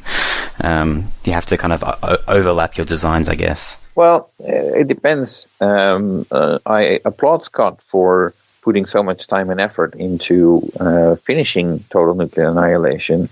Technically, or basically, there's two scenarios that could be happening. Either he has already ideas tinkering in the back of his head, and he sort of has an idea of what he would like to do next. Mm-hmm. But what would also happen is that what you often see with certain designers, that they use all their ideas on one particular design. Yeah. And when they're done with that, they can't think of anything else than just redo that design. So it could also be that he might just need some time off just to charge up again. And at some point, game number 2 will come, hopefully. For sure. Could either be one way or the other. Either way, I'm very interested to see what he's going to be coming up with. Yeah, it's a very exciting time in pinball, as you mentioned before. I mean, even with Keith Alwyn, we saw when he got hired, he removed a lot of his designs for Archer, and with the rumor of John Trudeau being involved with Iron Maiden, and then that being redesigned. I mean, it would make sense that his first machine might be a variation of the Archer pinball machine that he made, possibly the same layout and just maybe some little tweaks here and there, because one, that would be fairly quick. Two, that's, as you said, that's the idea in his head of what he thinks a good pinball machine is. So what better way to introduce himself into the pinball world as, what he thinks his best design is. Right. So, well, the interesting thing with that is actually in the conversation I had earlier this week with someone, because I've seen the Archer layout, and I'm not sure whether you have. Yep, I have. But what's interesting, someone said, the Archer layout has 4 flippers. Yes. And Stern has never put 4 flippers on a Pro model. So how would that affect if they would do the Archer layout, but you get the Archer layout as Keith envisioned it as the premium LE, and what would be left of that on the Pro model? And that's all speculation. Well, I mean, I guess it has, like say Game of Thrones, there's 4 flippers on there, on the LE and the premium, but those 2 extra flippers are on the upper playfield, and same with Aerosmith, 3 on the upper, all together, 1 on the upper playfield. So yeah, I don't think Stern has ever not on the Pro. Yeah, so I don't think Stern has ever, I guess, reduced the amount of flippers, but not introduced an upper playfield to kind of put those extra flippers on the Pro and on the premium and the LE. So it'd be interesting to see. I guess we're speculating because we don't know if that's true, and even if Keith Alwyn is a designer of Iron Maiden, and of course if Iron Maiden is even coming out, but rumors are rumors, and the more people that tell you them, it's usually when there's smoke there's fire, right? I wouldn't be surprised at all. I mean, everybody has seen what has been speculated. We know that the art will be by Zombie Yeti, so that could be a very fitting combination for the Iron Maiden license. Well, the most interesting thing to me, I think, will be the rules, because he did mention, I'm not sure if you remember, in an interview with Jeff Teolis from Pinball Profile, that he will not only be designing the pinball machine, but also the framework of the rules. So what does that mean when one of the best pinball players of all time is designing the rule set, and who's going to be executing those rules, and will that then have a different flavour to the rules that they normally do? So say if it's Dwight Sullivan or Lonnie D. Rupp, will it be a different, because you can kind of tell when you're playing these machines who's coding them when you play a lot of pinball, because there's certain things that they repeat and do over again. Will this feel like a Keith Elwyn rule set, even though he's not sitting there coding the rules? There's two things that come to mind. It will depend on how much a programmer will allow Keith and his rules to be implemented in that game, and how much of that programmer, his own ideas, is going to be in that game. But the good thing about this whole thing, and I'm going to refer back to Wayne Nyans here, which might sound odd, but I'll explain it. In the EM days of pinball, the designer of the game designed the playfield, the circuitry, the rules, everything, and those were the games that were a lot of fun. Not all of them, but a lot of them were a lot of fun. When Solid State came in, we started working with programmers, and at some point we had pinball designers delivering a playfield, and programmers took over, and they just took a playfield where they had no idea what the concept was, and they just applied whatever they thought was logical to them. With Scott Denisi, we now have a designer who is also programming, and in his case even producing music for that game. And we've all seen what a great game it has become. So if Keith Elwyn is able to do that at Stern for his game, then I'm very interested in seeing how that will develop, because it could be a very refreshing approach and a very interesting game. Yeah, it's definitely an interesting point, and I've heard interviews with Keith Johnson as well, and how he works a lot in the design, the playfield layout and the design of a pinball machine, and his machines as well are kind of super well integrated, and everything software-wise integrates with the layout of the pinball machine. You don't feel disjointed in any way. So, as I said, it's all speculation, but very exciting time for pinball. And thanks again, Jonathan, for coming on short notice to talk about everything. I think we said before we started recording that, we'll just do a quick 15 minutes, but in true head-to-head fashion... 15 minutes took so long. Yeah, in head-to-head fashion, we've gone for an hour, so... thanks very much. You've been really refreshing with all the information that you have. I guess, someone who writes a magazine that's over 250 pages, it makes sense that you just have, you're just a hive of information. So I'd love to have you on this show again.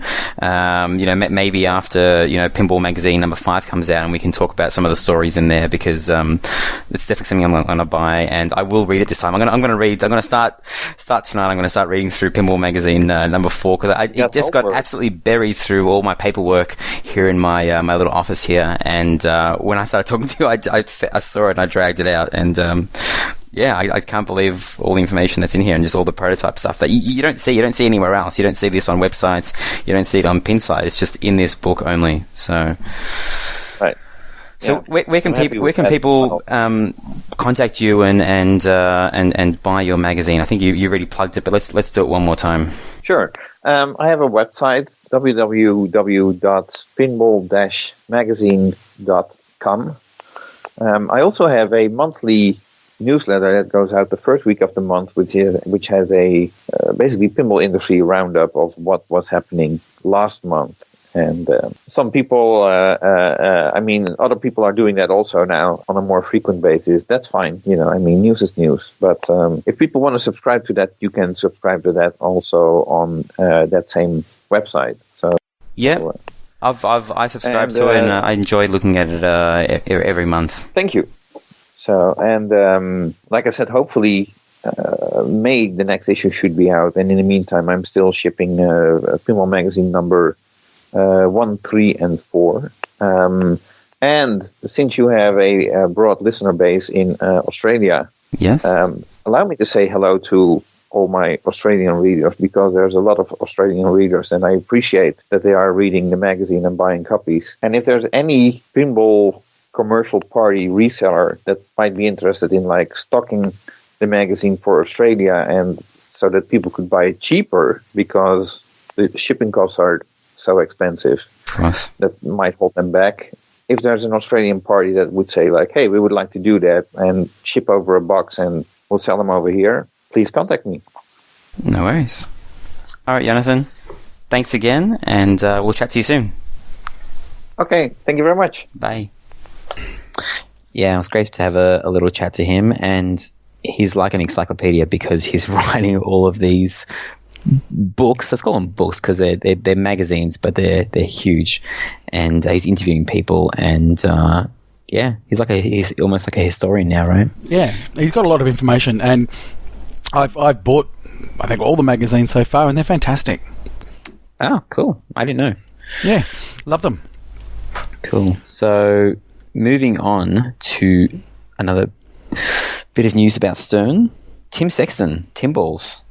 Yeah. He's no longer just a normal guy that appears on the Slam Tilt podcast. He's now one of the newest employees at Stern Pinball, and they hired 3 people, including him, to work in their software department. And I don't know, what do you think about this, Marty? Is this good news? I think it's good news because he's a very good player. He's not short of an opinion, I guess, and I tend to agree with what he says. And he doesn't.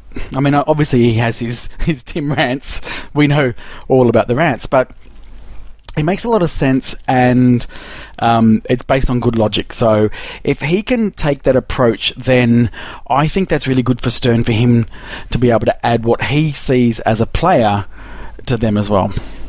Yeah, Tim is a top, I think top 50 player.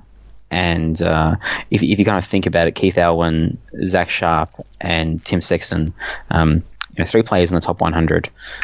And they're all working in 3 different sections of the company. One, design, one rules, and the other one in, PR and marketing.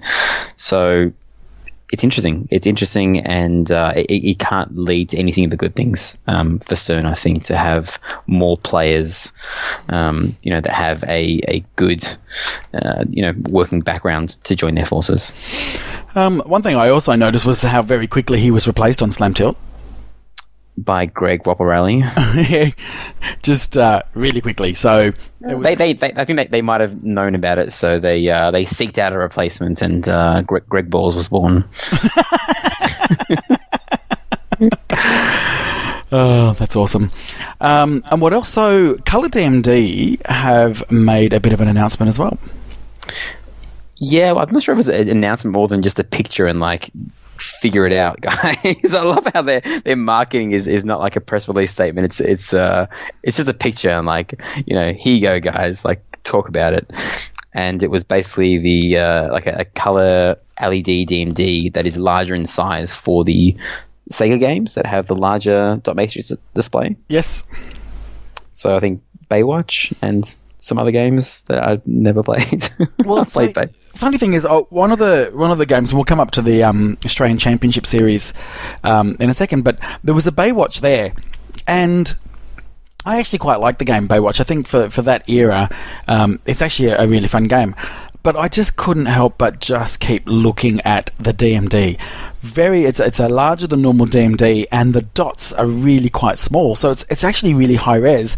There's a lot of animation and video on it, and it doesn't have that same sort of loss of clarity of what you're watching, even because it's just the one color. It actually looks really good.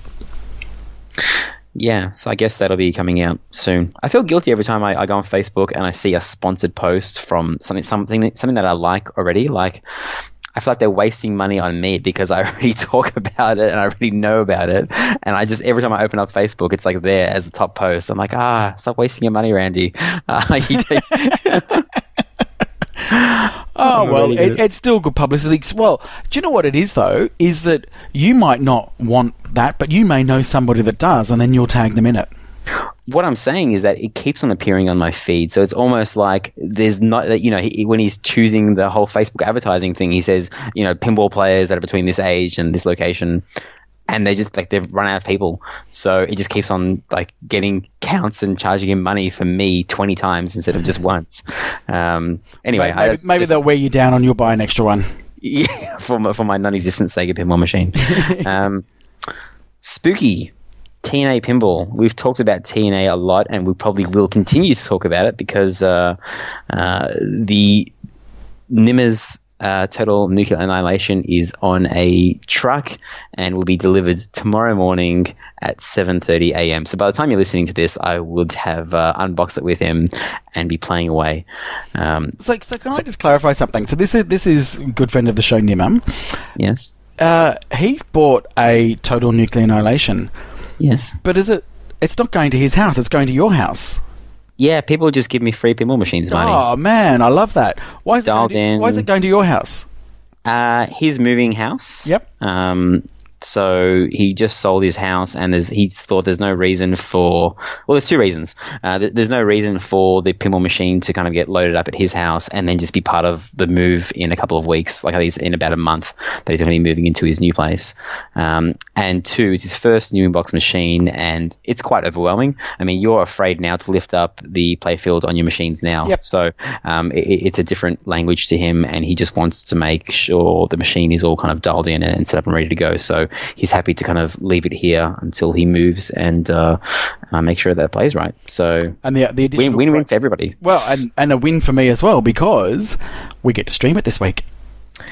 Yeah, me, you, Nimmer, and I messaged Jordan straight away to say he's going to come as well. We need someone to be able to possibly, Well, I was thinking, this is the weird thing about TNA streams.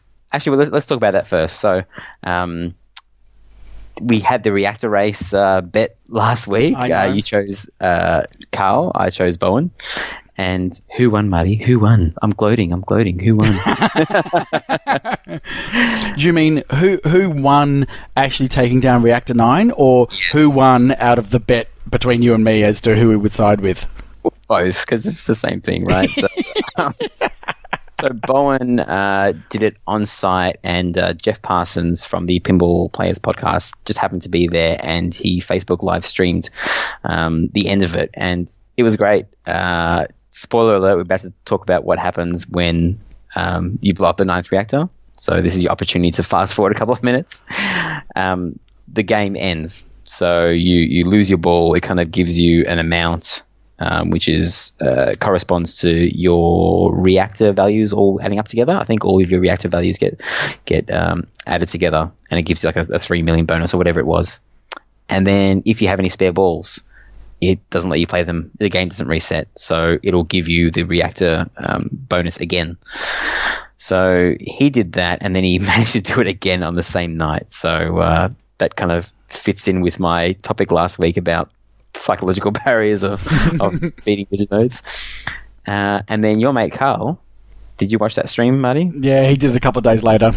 Yeah, a couple of days later, Carl streaming in 1080p, like an absolutely beautiful stream. And God, it was hilarious because his kid kept on, I think his kid's name is Brendan, possibly, kept on and trying to distract him while he was playing TNA. And I've got to say, Carl, amazing pinball player, even more impressive how patient his parenting is, because his kid was like, after he said, please stop doing that, he was like blocking his view, and he drained on like reactor 5 or something because he like stuck a piece of paper in front of his view. If that was me, like regardless of how soft I am with my kids, I would have just blown up, get out of the room. No, he just calmly, come on, you know what I said. Wow, that's, if you want to learn how to parent, watch that video. If you want to learn how to play TNA, watch that video as well. It's a 2-in-1 video. So we will link that in the show notes. So watch it. And again, you talked about the quality, the quality of the vision of Carl's streams are just phenomenal. Just that the clarity is so crisp. Yeah.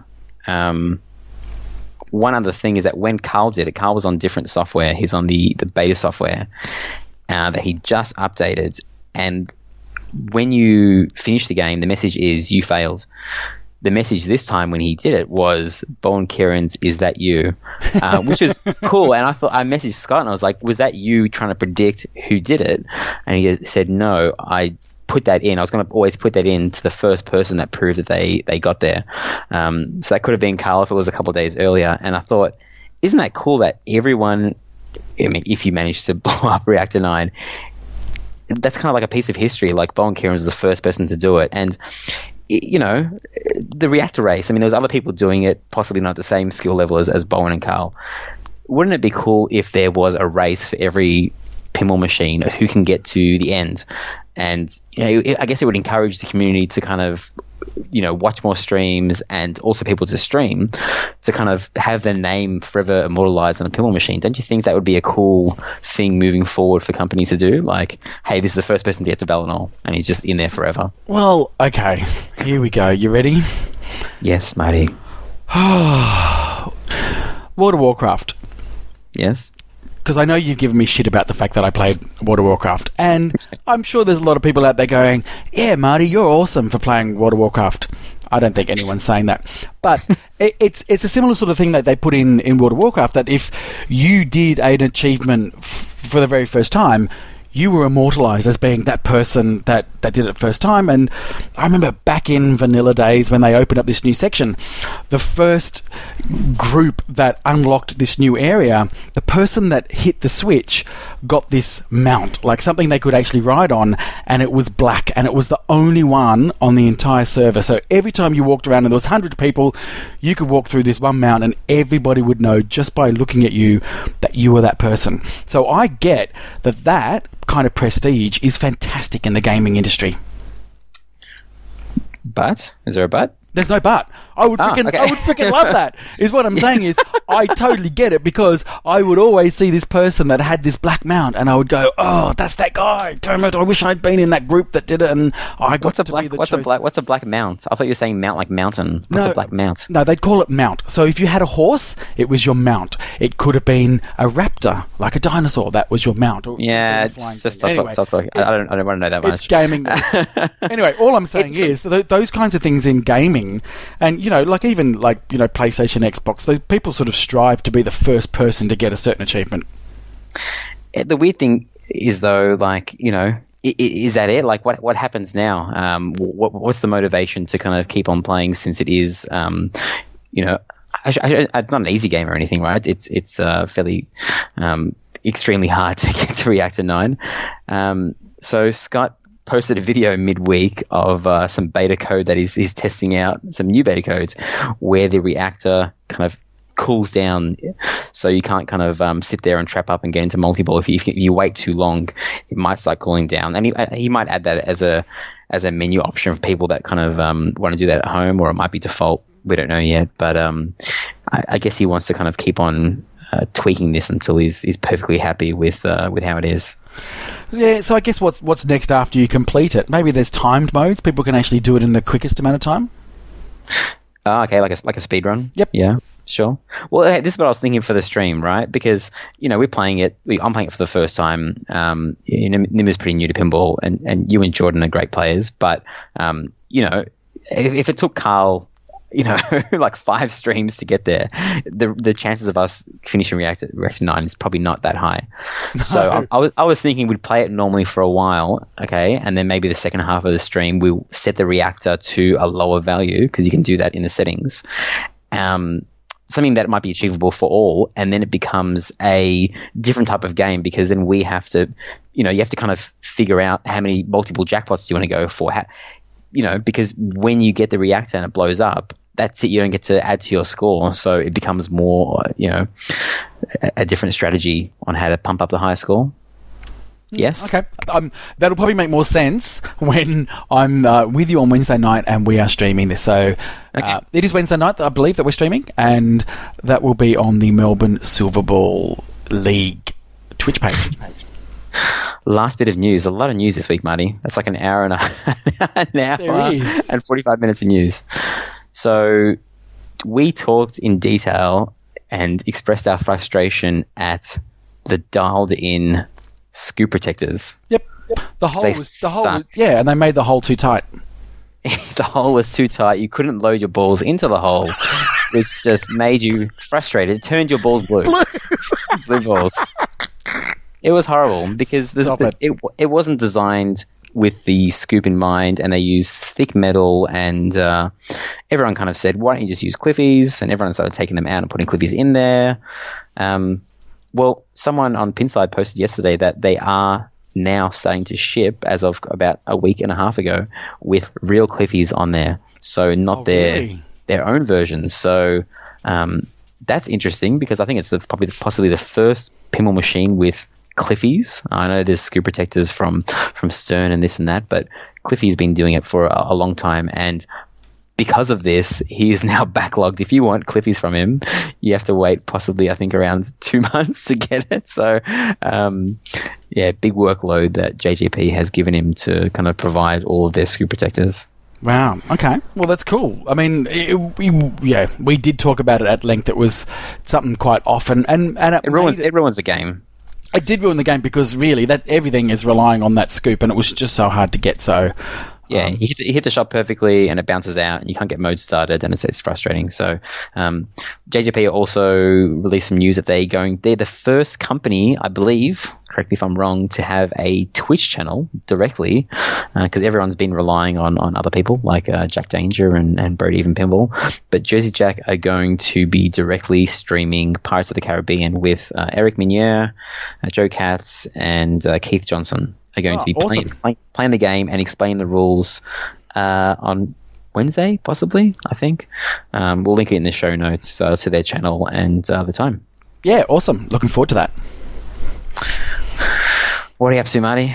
This week in pinball. Yes. What did you get up to? I'm going to go first because Marty's is going to be a bit longer than mine. So I managed to sell Circus Voltaire. I got the price that I wanted, and that'll be picked up really soon.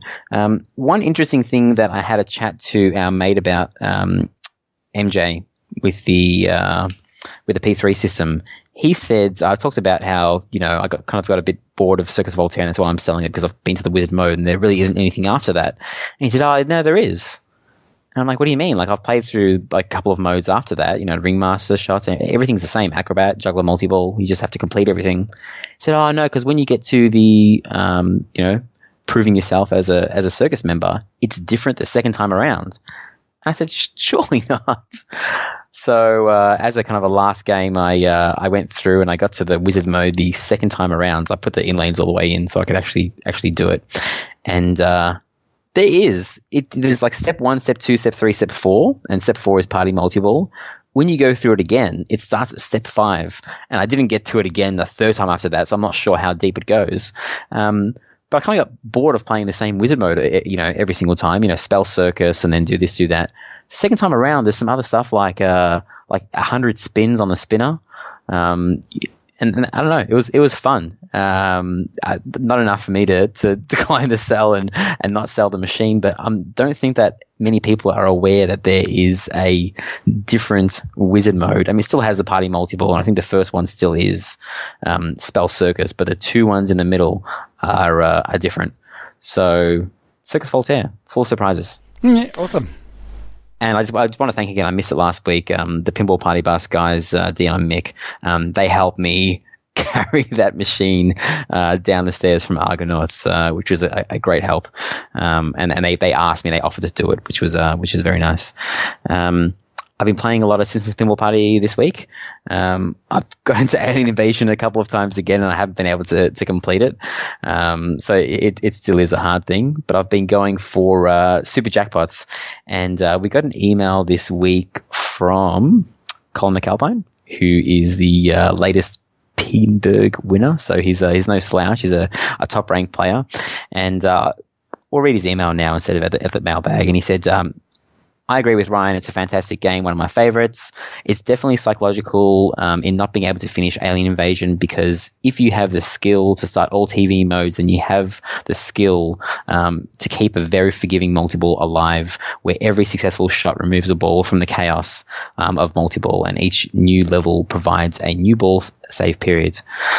But I'd argue that someone that doesn't have a good plan or strategy on how to approach alien invasion makes it much more difficult. So he goes through and lets me know that how he defeats it. And basically, his strategy is to always have your couch shot dialed in. And kind of get them out of the way early. And I replied and I said, well, you don't really need to do the couch shot until you're at level 4 and 5. And he said, well, why leave it up to there and then kind of fail? Just use the couch shot all the time, because then you're dialed into that shot. So I've been playing differently lately, and we talked about stage flipping, and hey, you really have to be kind of a pro with stage flipping to get through the super jackpots. I think I've found a little tiny bug on, Simpsons is meant to be kind of like the greatest kind of, watertight software out there.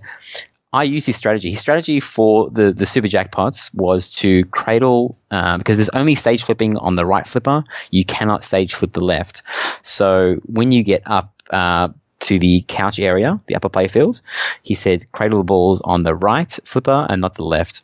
So I cradled 2 balls on the right flipper. I shot up to the couch. I made my TV shot, and then the ball just got stuck there. And it got stuck there because I was holding the ball for so long that it went into the instant info, and then I hit the couch and it started a mode as well. And the ball wouldn't release, and it wasn't until I kept on stage flipping to see if and it didn't release, and it wasn't until I totally let go of the flipper, ruining my kind of cradle balls, that it bounced out. I'm not sure if it was a once-off kind of bug, or if I've discovered a tiny little bug in the code. So I'm still plugging away at the 5-time super jackpots, and hopefully I have some good news next week that I've been able to do it. Super interesting. Oh, I just hope you've been able to make that game enjoyable. That's all. Just saying. I agree that, because I've been playing it a lot now, I agree that it's a bit of a grind, and it takes a lot to get the machine started. You jump on Walking Dead, you hit 3 drop targets down the side, boom, things are happening, right? Yep. Yes. I agree that it takes a while to get started on Simpsons, and a lot of people might not like that. But when you do get it started, I think it's better than a lot of other machines that kind of have instant action. So it's a slow tease. So, but if you keep on playing it over and over again, it is hard to push that start button sometimes after you've gone through a half an hour game, just to kind of build it all up again. But I haven't played Simpsons a lot in the last year, so yeah. Okay. I'm still in the honeymoon period again. Fair enough. What else you get up to? That's it, man. What have you been up to? Tell us about ACS. Well, before we get into my tournament, didn't you have a tournament this week? Oh, gosh. How did you go in this tournament? Okay, yes, I invited my mate Nimmer over, who I keep on saying is new to pinball, and He just demolished me. We kept on playing games, and I kept on saying, okay, best of 8, best of 10, best of 20. And I just couldn't catch up. He just had me because I let him choose all of the games. And whenever I got dialed into a game, he said, all right, we're going to this game, we're going to that game. So Nimmer is the current king of my arcade, and I have to defend my title next time. So if that was me, can I just say I would be really pleased that somebody that's relatively new to pinball is playing that well and enjoying it that much. Yeah, I mean, I haven't really been to a tournament in a while, and there's some tournaments that are shutting down in Melbourne, and I am really enjoying, like, every time someone's come over lately, we just play head-to-head matches, and we kind of avoid the long playing games, and, best of however long we go for, and it's just fun to kind of keep score and have a few beers and play pinball, and I don't know, I enjoy it as much as playing real tournaments. Oh, fantastic. No, I love that stuff too. So my week, well, I might have had a bit of a big week. And it was really funny because this weekend that's just gone in Australia arguably would be the most important pinball comp of the year. Surely we talked about it last week, building up to it, right? We didn't even mention it. Oh my gosh. And the next morning I sent you a note saying, we forgot to mention this. It was just like this big, slap of the forehead. Like, how could we have forgotten this? Anyway, and we had talked about it a couple of months ago because, so this was the Australian Championship Series, and effectively it's an invite only to the top 32 players, according to the 2017 results. So every year, every country pretty much has its own championship series, but that's what we had. And we talked about it a couple of months ago because I really hadn't played a lot of tournaments in 2017. So I finished up the series at rank 40. I was the 40th ranked person in 2017. So what were you doing there, Marty? Well, turns out there was quite a few people. Some people couldn't make the tournament, so they had to go down the list. And I think within probably about a week, I was already confirmed that I was going. So someone had a motorbike accident like a day before. Yes, poor Richard. Hi, RGR. Unfortunately, Richard had a car door open whilst I think he was on his motorbike and has had a bit of an injury, so couldn't actually travel. So Jordan Treadaway, was he there? No, Jordan wasn't there. Jordan, I think, he's got other commitments as well. But still, very, very high-ranked players were there. And so this was in Adelaide. So for those people around other sides of the world, so you've got the capital of Australia. Here's a bit of a history, a bit of a geography lesson for you. Capital of Australia is Canberra. Sydney is probably our most popular and well-known city, then Melbourne, then sort of Brisbane and Adelaide. And Adelaide is where this tournament was. It's about an hour flight from Melbourne. So I went to compete in this tournament. And there was lots of other side tournaments as well. There was some split flipper comps and there was some novelty comps, like, you had to do reverse hands on some games. And so 32 players convened at a place called The Jade in Adelaide. And the format was Saturday was qualifying. So we had 5 rounds of match play. 3 games per round, and right out of the gates I had a fantastic first round. In fact, I got 19 out of the 21 possible points. And then my second round was terrible, my third round was terrible, my fourth round was okay, and then I had a great fifth round. So I ended up qualifying 3rd place. So I was happy with that. Sweet. So, yeah. But what that meant was, the next day, it was the top 16. So top 16 players, and this was a head-to-head elimination over 5 games per round, I guess. So the top 16 got to play 5 games head-to-head, and I got paired up against Matt Venables, who's a great player, and I have come up against Matt many, many times before, and I have never won against him. He has always beaten me, so I was very aware of that. But fortunately, this time wasn't to be, and I did beat him. So I got through to the round of 8. So, cool. Quarterfinals, call it. Mm-hmm. And in the quarterfinals, I got paired up against the current number 1 player in Australia. Ooh, Brett Goodwin. Brett Goodwin. And also, just letting you know, in these particular rounds, because I was the higher seed, I got to pick 3 of the 5 machines, and the opponent got to pick 2 of them. And the way it went was you played one of my machines, one of their machines, one of mine, one of theirs, one of mine. And you could pick the same game in multiple rounds? Yeah, but only a maximum of 3 times. So there was 4 rounds, okay. So you could only pick a particular machine 3 times maximum. So my go-to machine, which I picked, Star Trek.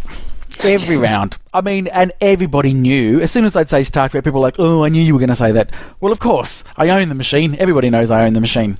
And I pretty much dominated, I will say, of 2 of the 3 rounds. Anyway, so what I did, my 3 games that I pretty much picked to try and get through to the finals were Star Trek, Monster Bash, and Mousing Around. And I'll tell you why. Star Trek, because I know the machine backwards. I've played it that many times. I'm really comfortable. I know the rules. I know exactly how to set up, really good scoring in a short period of time, so that was all fine. Monster Bash, because for some reason, I've mentioned this before, I have this love affair with Monster Bash, and it has a love affair with me. I always have fantastic games on that. Mm-hmm. Except when I got to the finals. But anyway, and mousing around, because I love System 11 games, and that for me is really, it was playing really well, it was very sharp, and for me, that's my wheelhouse. System 11 games are where I play my absolute best. So that was my third game. So if we ever got to the Should fifth be game, going to the Road to Dave System 11 World Championship then, Marty. yeah, I know, and don't bring that Next up year. because he mentions it to me all the time. I will get there, Dave. I'll do my best. So I think I won in on the fourth game on round one against Matt. So Matt was out. Sorry, Matt. I then got to top 8. I was then up against Brett Goodwin. And I, again, Star Trek won. Monster Bash killed me 2 rounds in a row. I just absolutely lost all my mojo with that game. But then I won the next 2 games. So Brett Goodwin was out. Ooh, big I know, knockout. Big I scalp. know. Big scalp. I know, all right? So then I was up against Jason Lambo. Now, I think he might be number 7 in Australia. But it also, in the 2017 championship, had qualified very high. So up against him, again, I picked the same machine. No, I didn't. I changed my machines this time. I picked Star Trek again, but then I picked, I think I might have picked Flintstones and Mousing Around. And you know what? I beat Jason Lambert. Ooh, into the finals, Marty. Into the finals. The top 2 of the Australian Championship Series. The ACS, the Underdog, the Giant Killer. Am I hyping this up enough for you? Honestly, I wasn't even expecting to get into the finals, right? That's all I was hoping was, if I get into the finals. I've then gotten into the finals against, of all people, Paul Jones. Paul Jones, PJ. PJ, the fit bloke. The guy with triceps that might even be as big as Eric Minier. No, they're bigger. They're bigger. They're bigger. I saw him in person. They're bigger. Did you know that he called me? Yes, I was standing next You to were there. He called you as we were standing outside, knowing that we were both going into the finals. He rang you to find out some intel against me. Yes. I said, don't pick Star Trek because he's really good at Star Trek. And he's like, well, I own a Star Trek too. And I'm pretty fucking good at it. He's like, really good too. I said, you don't understand. Like, he only has like a couple of machines and he only plays Star Trek. Don't choose Star Trek. But yeah, he has a lot of games at his house. So he is good and knows rules inside out of a lot of games. So he really what games do you play, Buddy? So I couldn't pick Star Trek. Oh, wow. It was done. So I picked Mousing Around as my first game. And it was really interesting. I had the first 2 balls were terrible, and he was at about 5 mil or something on third ball. And then I just had this fantastic third ball and just absolutely came from behind and beat him on that game. So that was awesome. I was 2 wins away from victory. What happened next, Marty? No, what happened next? We then went to his pick. And what did he pick, Marty? I can't remember. Kiss. He picked Kiss. That's right. I know this. I know this because I was watching it live. Oh, well, that's right. It was Kiss. I'm pretending I don't know what happens. Now, also to note, these machines were set up pretty tough. So there was no ball saves. There was all the outlane posts and rubbers and all that were taken out. And, everything was really, really tough. So I managed a fairly decent score on Kiss, but he managed to nudge me out. He had a good game, and I was on my last ball and just didn't quite manage to get multi-ball started. So it was a relatively close game, but he beat me, and it was then 1-1. And that was your choice, Marty. And my what choice did you choose? was Flintstones. Why did you choose Flintstones? Because I just wanted it to be an unusual choice that I was comfortable with. I could play it. I was comfortable with the game, and I was just hoping it would be a bit of an odd selection, so someone would go, "What's that all about?" and put them off. Okay.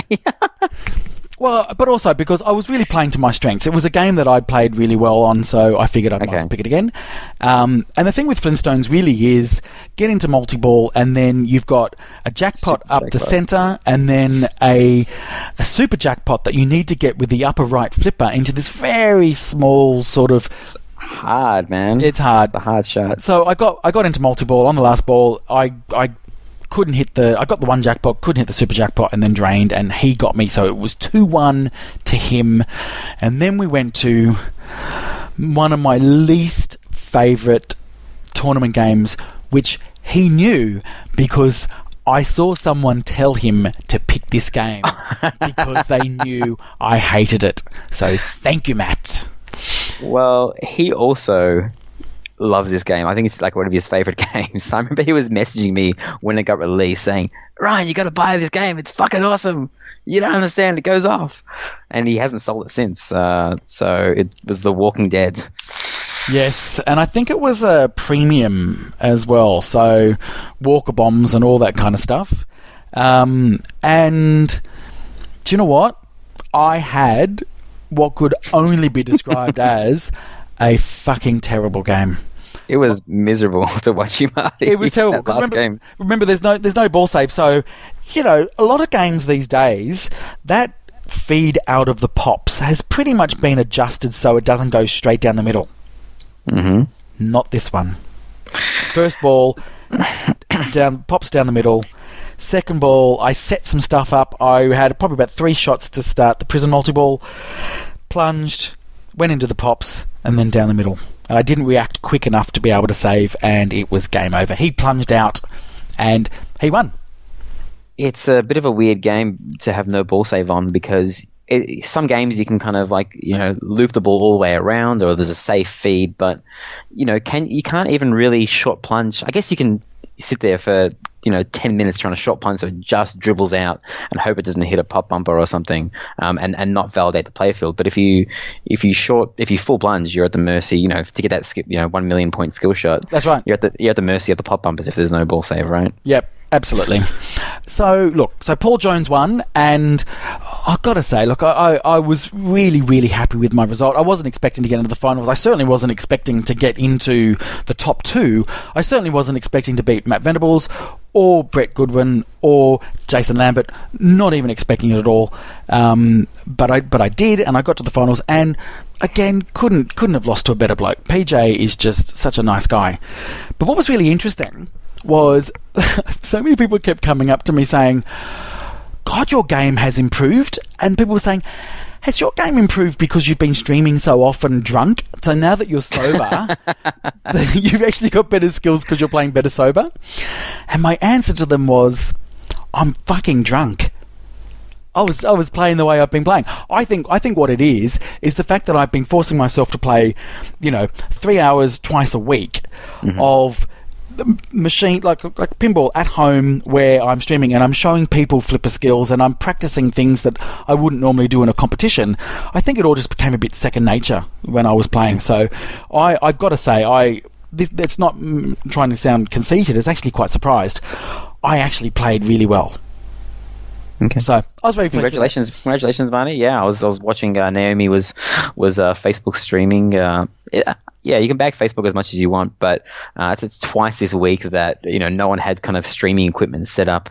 When Bowen was destroying the reactors, and when you were battling PJ in the finals, and friends with someone on Facebook, click, get a little notification. This person's online, and it was great to kind of have that vision of you trying to take down PJ. Yeah, and so look, the other thing to note about the Australian Championship Series as well, it was on the news, so hopefully we'll find the article and be able to link it. But if you go to the I think it is on the Head2Head Pinball page, you'll actually see there's the little segment at the end of the ABC News in Adelaide, which was great. Yeah. And also, I just want to give a big shout out to Applewood Distillery for providing me with the gin I drank all weekend. It's my new favourite gin. So Applewood Distilleries, we are not sponsored by them, but if they are listening, please sponsor us. Yeah. That night I went on and bought 2 bottles of it, so that'll be coming to a stream near you. Your prize money. Well, yeah. There you go. So I also got a massive trophy and I got some prize money.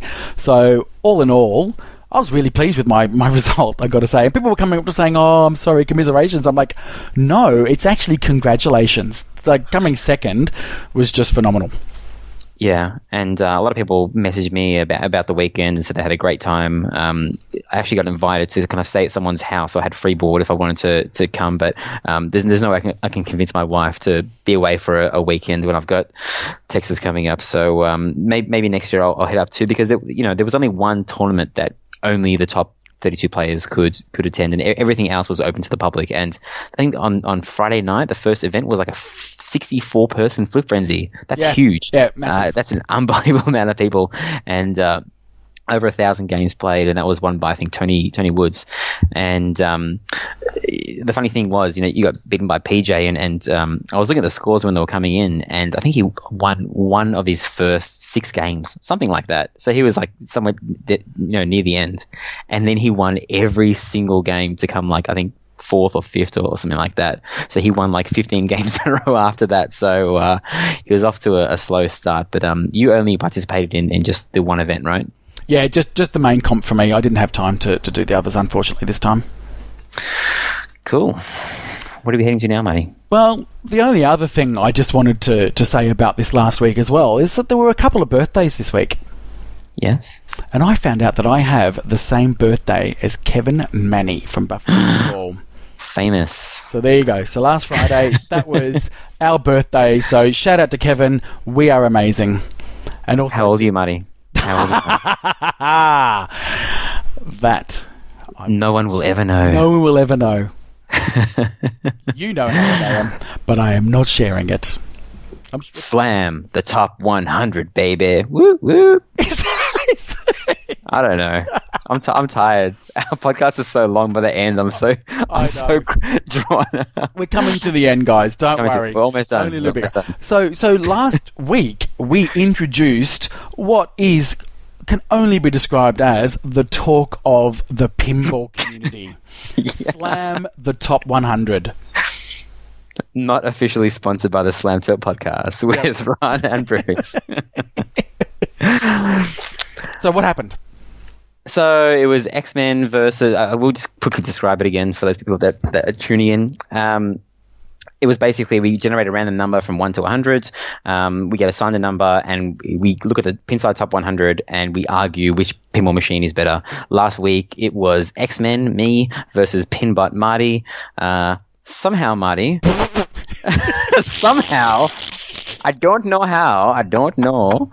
But somebody, Martin, Pinbot, managed to pull off the victory. So you get 2 points for that. We're making a point system. You get 2 points if you're the underdog because Pinbot was ranked like 80-something and X-Men was ranked 30-something. And you managed to pull off by one single vote, Marty. Where did that one vote come from? Please enlighten us, Marty. How did you get that extra vote, Marty? The public supported me. Yeah. They heard my argument and they thought, he makes a valid point. Pinbot is a much better game than X-Men. You had an opportunity to bag X-Men and you didn't even bag that horrible voice of Storm. But people knew. I think that's what ruins it for that game. It's definitely Storm. But there's a hidden story behind this. But I'm not going to publicly shame you, Marty. I'm not going to talk about how you grab someone's phone that isn't pinball at all and vote for yourself on someone else's phone, and that was that single vote. That's not true. But okay, but here's what I will say, right? Even without that vote, it would have been 50-50, right? Yes. Pinbot's a fucking shit game. It is terrible. It's fucking awful. It is one of my most hated games. I cannot stand Pinbot. Why? I just don't like it. Nothing about it. I don't like the layout. I don't like the rules. I don't like it. So Do you like Jackpot? I like it a little bit better, but I'm not a big fan of Pinbot or Jackpot. Really, not at all. So, X-Men's far better game. Okay. The lesson to learn here, listening public, is don't trust Marty when he's lying. He lied to you last week. Okay. So, I found the new way to generate the number, Marty. Okay. Go. Instead of doing random.org, watch this, right? I can't watch, but sure. That's okay. Hey, Google, how you going? Good, thanks. Can you please generate a number from me from 1 to 100? All right.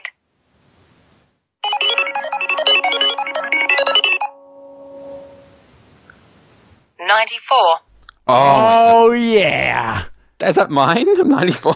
Or Yep. yours? That's yours, you said. That's horrible. Yep. TX Sector. Oh, I don't even know what it is. Yeah! That's the power of Slam the 100. All right. Okay. What have I got? All right. So how cool is it that they have the beep, beep, beep Right, voice? So, right, give me Medieval Madness, Attack from Mars, Twilight Zone, Monster Bash, or Lord of the Rings. Top 5. Here we Please go. give me another number from 1 to 100. Coming right up. Oh, I love the music. 77. Oh, Oh, 70. jeez. What's that? That's not great either. Johnny Mnemonic. Ooh, okay. One sec, Marty. Hey, so you're the girl from TNA, right? Tits and us? No, I'm stored on the cloud. Yeah, I mean, the total nuclear annihilation pinball machine. Pinball, they still make those things?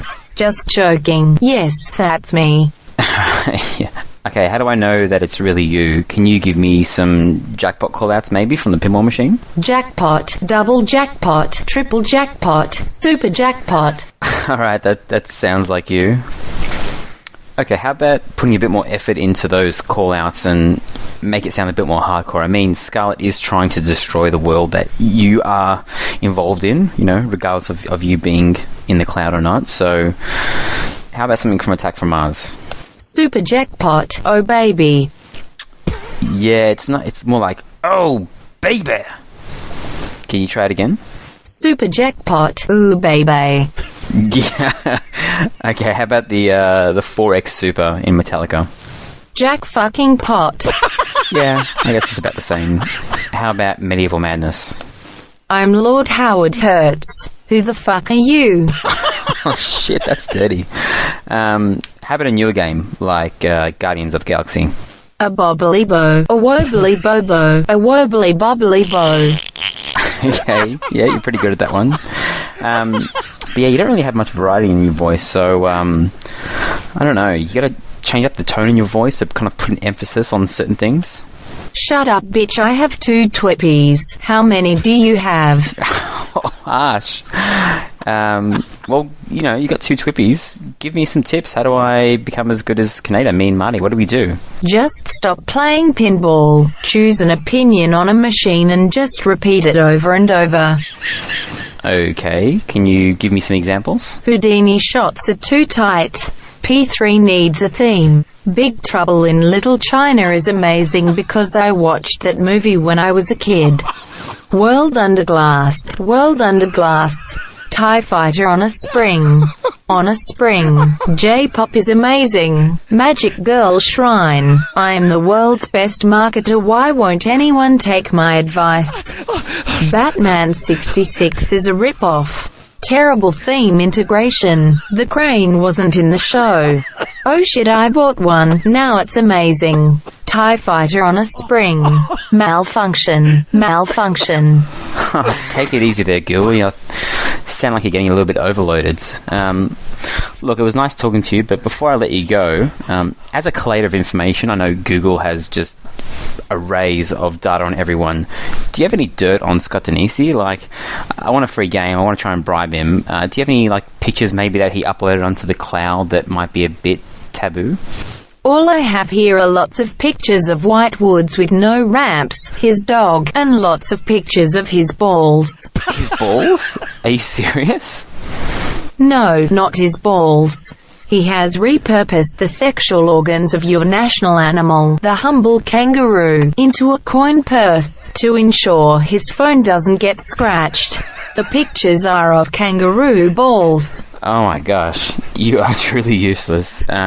See ya, and I guess thanks for the random number. See ya. Oh my god. So, Oh my god. that was Google. Gee, she's a sassy little woman, isn't she? My sides have actually split. I am in pain. Oh my god. The bubbly popo. Was that what set it off, was it? The bubbly bobo? You can always rely on bubbly bobo. Oh my god. Now that's what they're going to play out for our next Twippy nomination Yeah, clip yeah. right there. Just a conversation with Google. Yep. And just remember, that wasn't my opinion on anything. That was Google. Google. That was Google. So take it up with Google. Take it up with Googs. Oh, funny. Marty, I really don't know anything about TX Sector. Okay, so you ready? Well, you have to go first because fuck.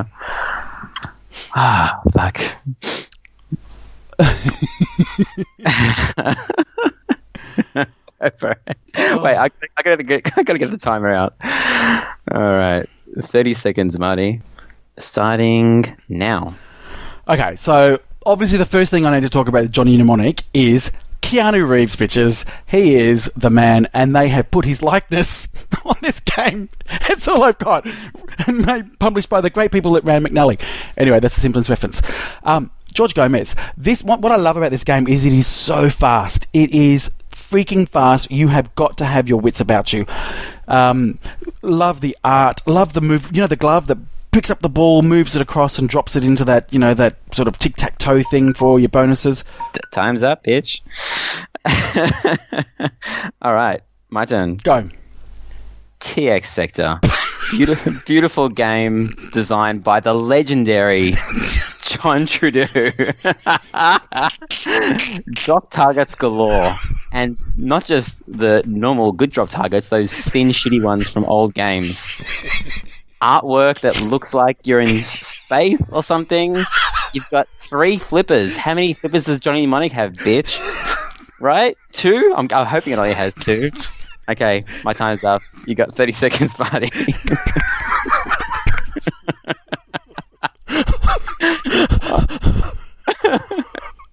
What are you doing? It's like you're having a baby. Oh, stop. Okay. You ready? Yes. All right. So, all I'm going to say is, you only need 2 flippers. 3 flippers are a sign that somebody's lost ideas and they need to just throw something in to randomize it. If you can have a really good fan layout just with 2 flippers, then you've got it made. And the good thing about Johnny Mnemonic is the returns to this are so lightning fast, you have got to be really quick to be able to get the balls back out again. The glove. That's it? That's it. The glove. You didn't even use your 30 seconds, buddy. The glove, mic drop. That's all I needed. Okay. My turn? Yep. George Gomez, right, you use him as a plus. He said in an interview about Johnny Mnemonic that this pin was a complete failure because when the movie came out, they're like, shit, this movie fucking sucks. Okay, 13% on Rotten Tomatoes, even an audience score of 31. No one likes this theme. It is an absolute bomb of a theme. One of the worst movies to pins ever made. TX Sector, on the other hand, original theme, space. Everyone loves it. Everyone loves John Trudeau. He's a stand-up guy, okay? And the artwork on the side, it says TX Sector, okay? So you know what game it is. TX Sector. I'm done. Mic drop. Boom. John Trudeau, bitches. You won last week by saying Python Angelo, bitches. That was like the main argument. So John Trudeau, bam. You're definitely going to win because 100%. he's very popular. Stand-up guy. Oh my gosh, it's horrible. We are definitely going to pinball hell, mate. I don't think I've ever played this game. Marcus doesn't have it, does he? In the No. Rusty Arcade? No, I've never played this. I have played. Yeah. Is it a game? Is it okay? Well, I'm not allowed to say because we'll wait till next week and then I'll tell you what I really think. I'll put that up. I usually got to put it up like a day after the podcast, so everyone has time to listen and hear our arguments, and they don't vote simply based off who they like more or which pin they like more, or whether somebody's phone is nearby and it's unlocked. So, yes. Marty, yes. Are you ready for our new segment? Have we got another freaking new segment? Yeah, bitches. No one's done this before. Honestly, there is going to be our worst segment ever because it's not. So many people listening going, "Oh fuck me, this is going way too long. Can you just get over it?" But I love a new segment. Let's go. This is Pin Slide. Pin Slides. So what we're going to do is basically, I love pin slide ratings. Ratings are fairly silly, right? Sometimes you look at what people say about a certain machine, and you might like a machine and someone's rated it poorly, you're giving it a 5 out of 10 on Pinsides, and they've mentioned what they don't like about a pinball machine. And I already wasted a lot of the good ones on you during the week when I was saying, should we do this segment? Someone didn't like Attack from Mars and said that it's horrible because when you shoot up the middle, the ball always drains. And I was like, don't shoot up the middle, you dickhead. So I'm going to read out a review, and you have to try, and these are of popular machines. That's the hint there. And you have to try and figure out what machine they're talking about. You ready, Marty? Yep, go. Okay. I've held off on this rating, and this gives me a few more tries to rate it higher in the polls. Yet, it's not too interesting and appealing to me.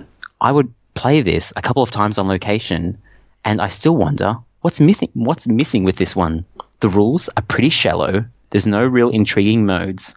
I like the toys and some of the gimmicks, and the regular gameplay is okay, but not enough lastability to return again and again. An okay pin to play on location. If something changes my mind, I'll update my rating. That's really vague, but what machine is he talking about?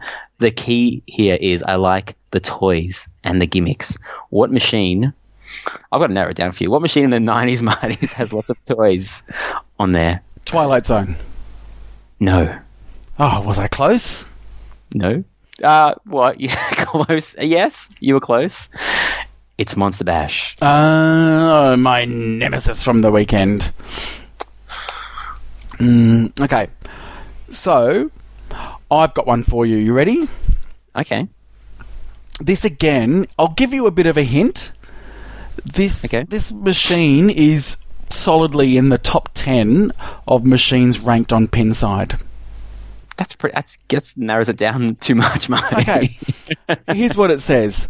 My rating may be inaccurate, but I hate the fact you can't see half of the field and have no idea what the ball is doing behind the shelf. What? The shelf? The shelf, in inverted commas. Is there any more? That's it. That's a full 4.6 out of 10 rating. Okay. Twilight Zone, you can't see a lot of the ball, but the shelf, that's more like...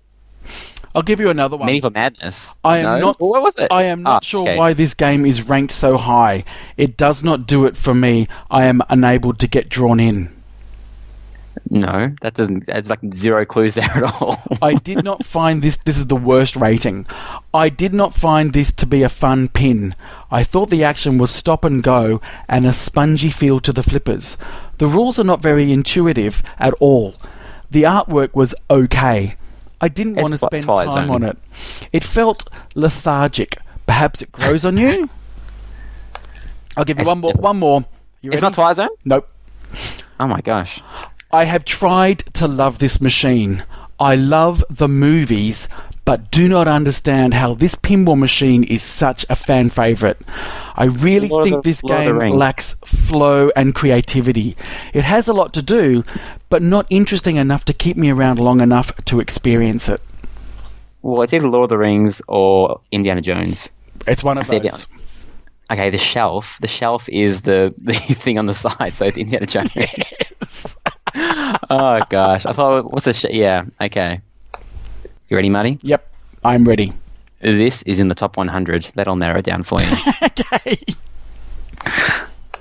Okay. This theme does nothing for me. Beyond that, it plays great. It has lots of flow, but I got bored with some really long ball times. Overall, it's just not a game I want to keep flipping. Nah, keep going. It's probably the game of the year, but I just don't have fun playing it. I don't like the theme or the artwork at all. And I don't enjoy the gameplay style of Pat Lawler other than Addams Family and Shrek. I greatly respect his work, but prefer the style of Borg and Richie. Okay, so can I narrow it down by saying that it is a Pat Lawler? Yes. No good gophers? No. Okay. I would just say that because that's my most hated game of his. Okay. Man, there really aren't many bad ratings of this game. I'm into the 7 range already. Some guy said, great game, fun, well made, but the theme gets old. 7 out of 10. What theme gets old quickly? Oh, well, Twilight Zone. It's a fun game, but it didn't blow me away. It feels like a modern 90s game. Why the plexi on top of the pop bumpers? 7 out of 10. Where is there plexi on top of the pump bumpers? I don't know. Oh, okay, this one will get it for you. Okay. This is getting into the good territory. This is 8 out of 10, but superb layout, smooth, with a nice variety of shots. Great lighting, not too bright, just right. The theme is a bit of a miss, really. A guy holding a phone just doesn't look cool, okay?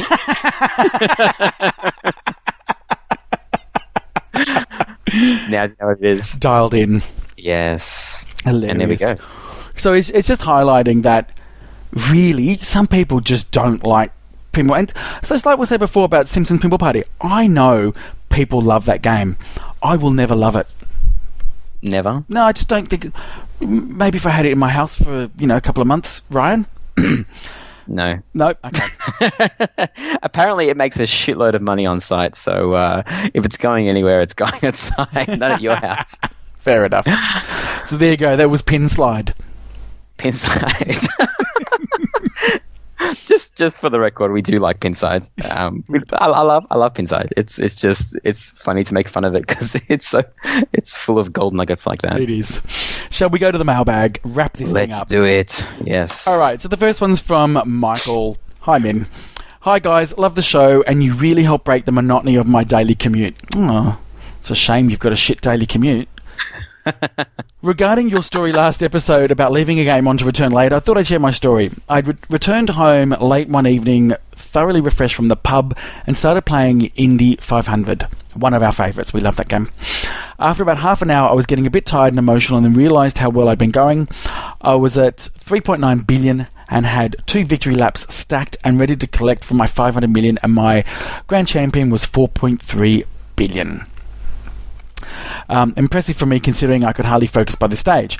I decided not to risk it. I was on ball 3, so I left the machine on overnight. Next morning I was still excited, so straight out to the shed, and I'll summarise.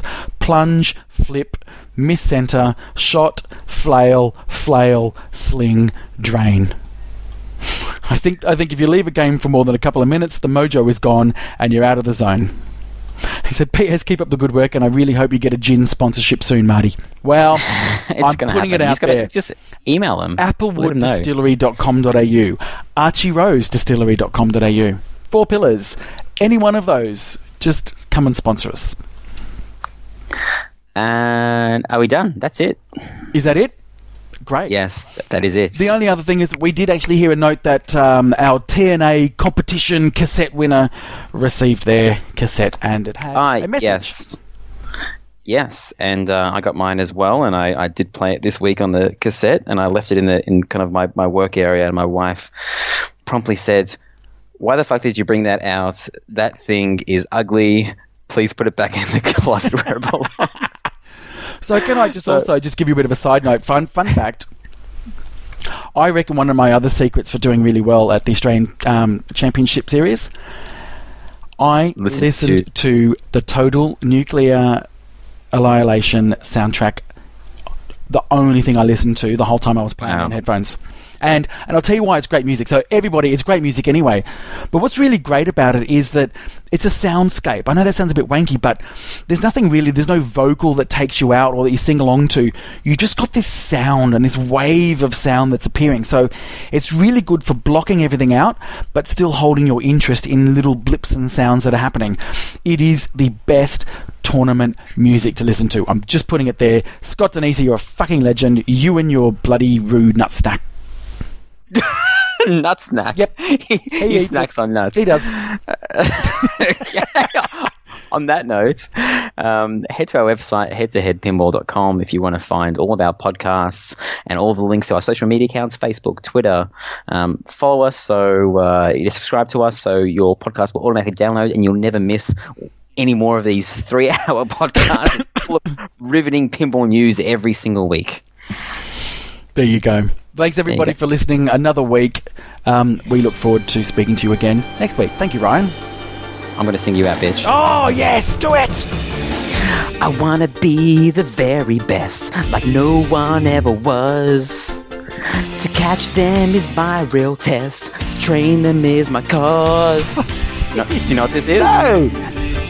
Okay, I'll keep on going then. Yeah. I will travel across the land, searching far and wide, to teach Pokemon to understand the power that's inside. Pokemon, gotta catch 'em all. It's you and me. I know it's my destiny, Pokemon. Oh, you're my best friend in the world we must defend. Pokemon. There we go. Awesome. Thanks, everybody. See ya. Bye.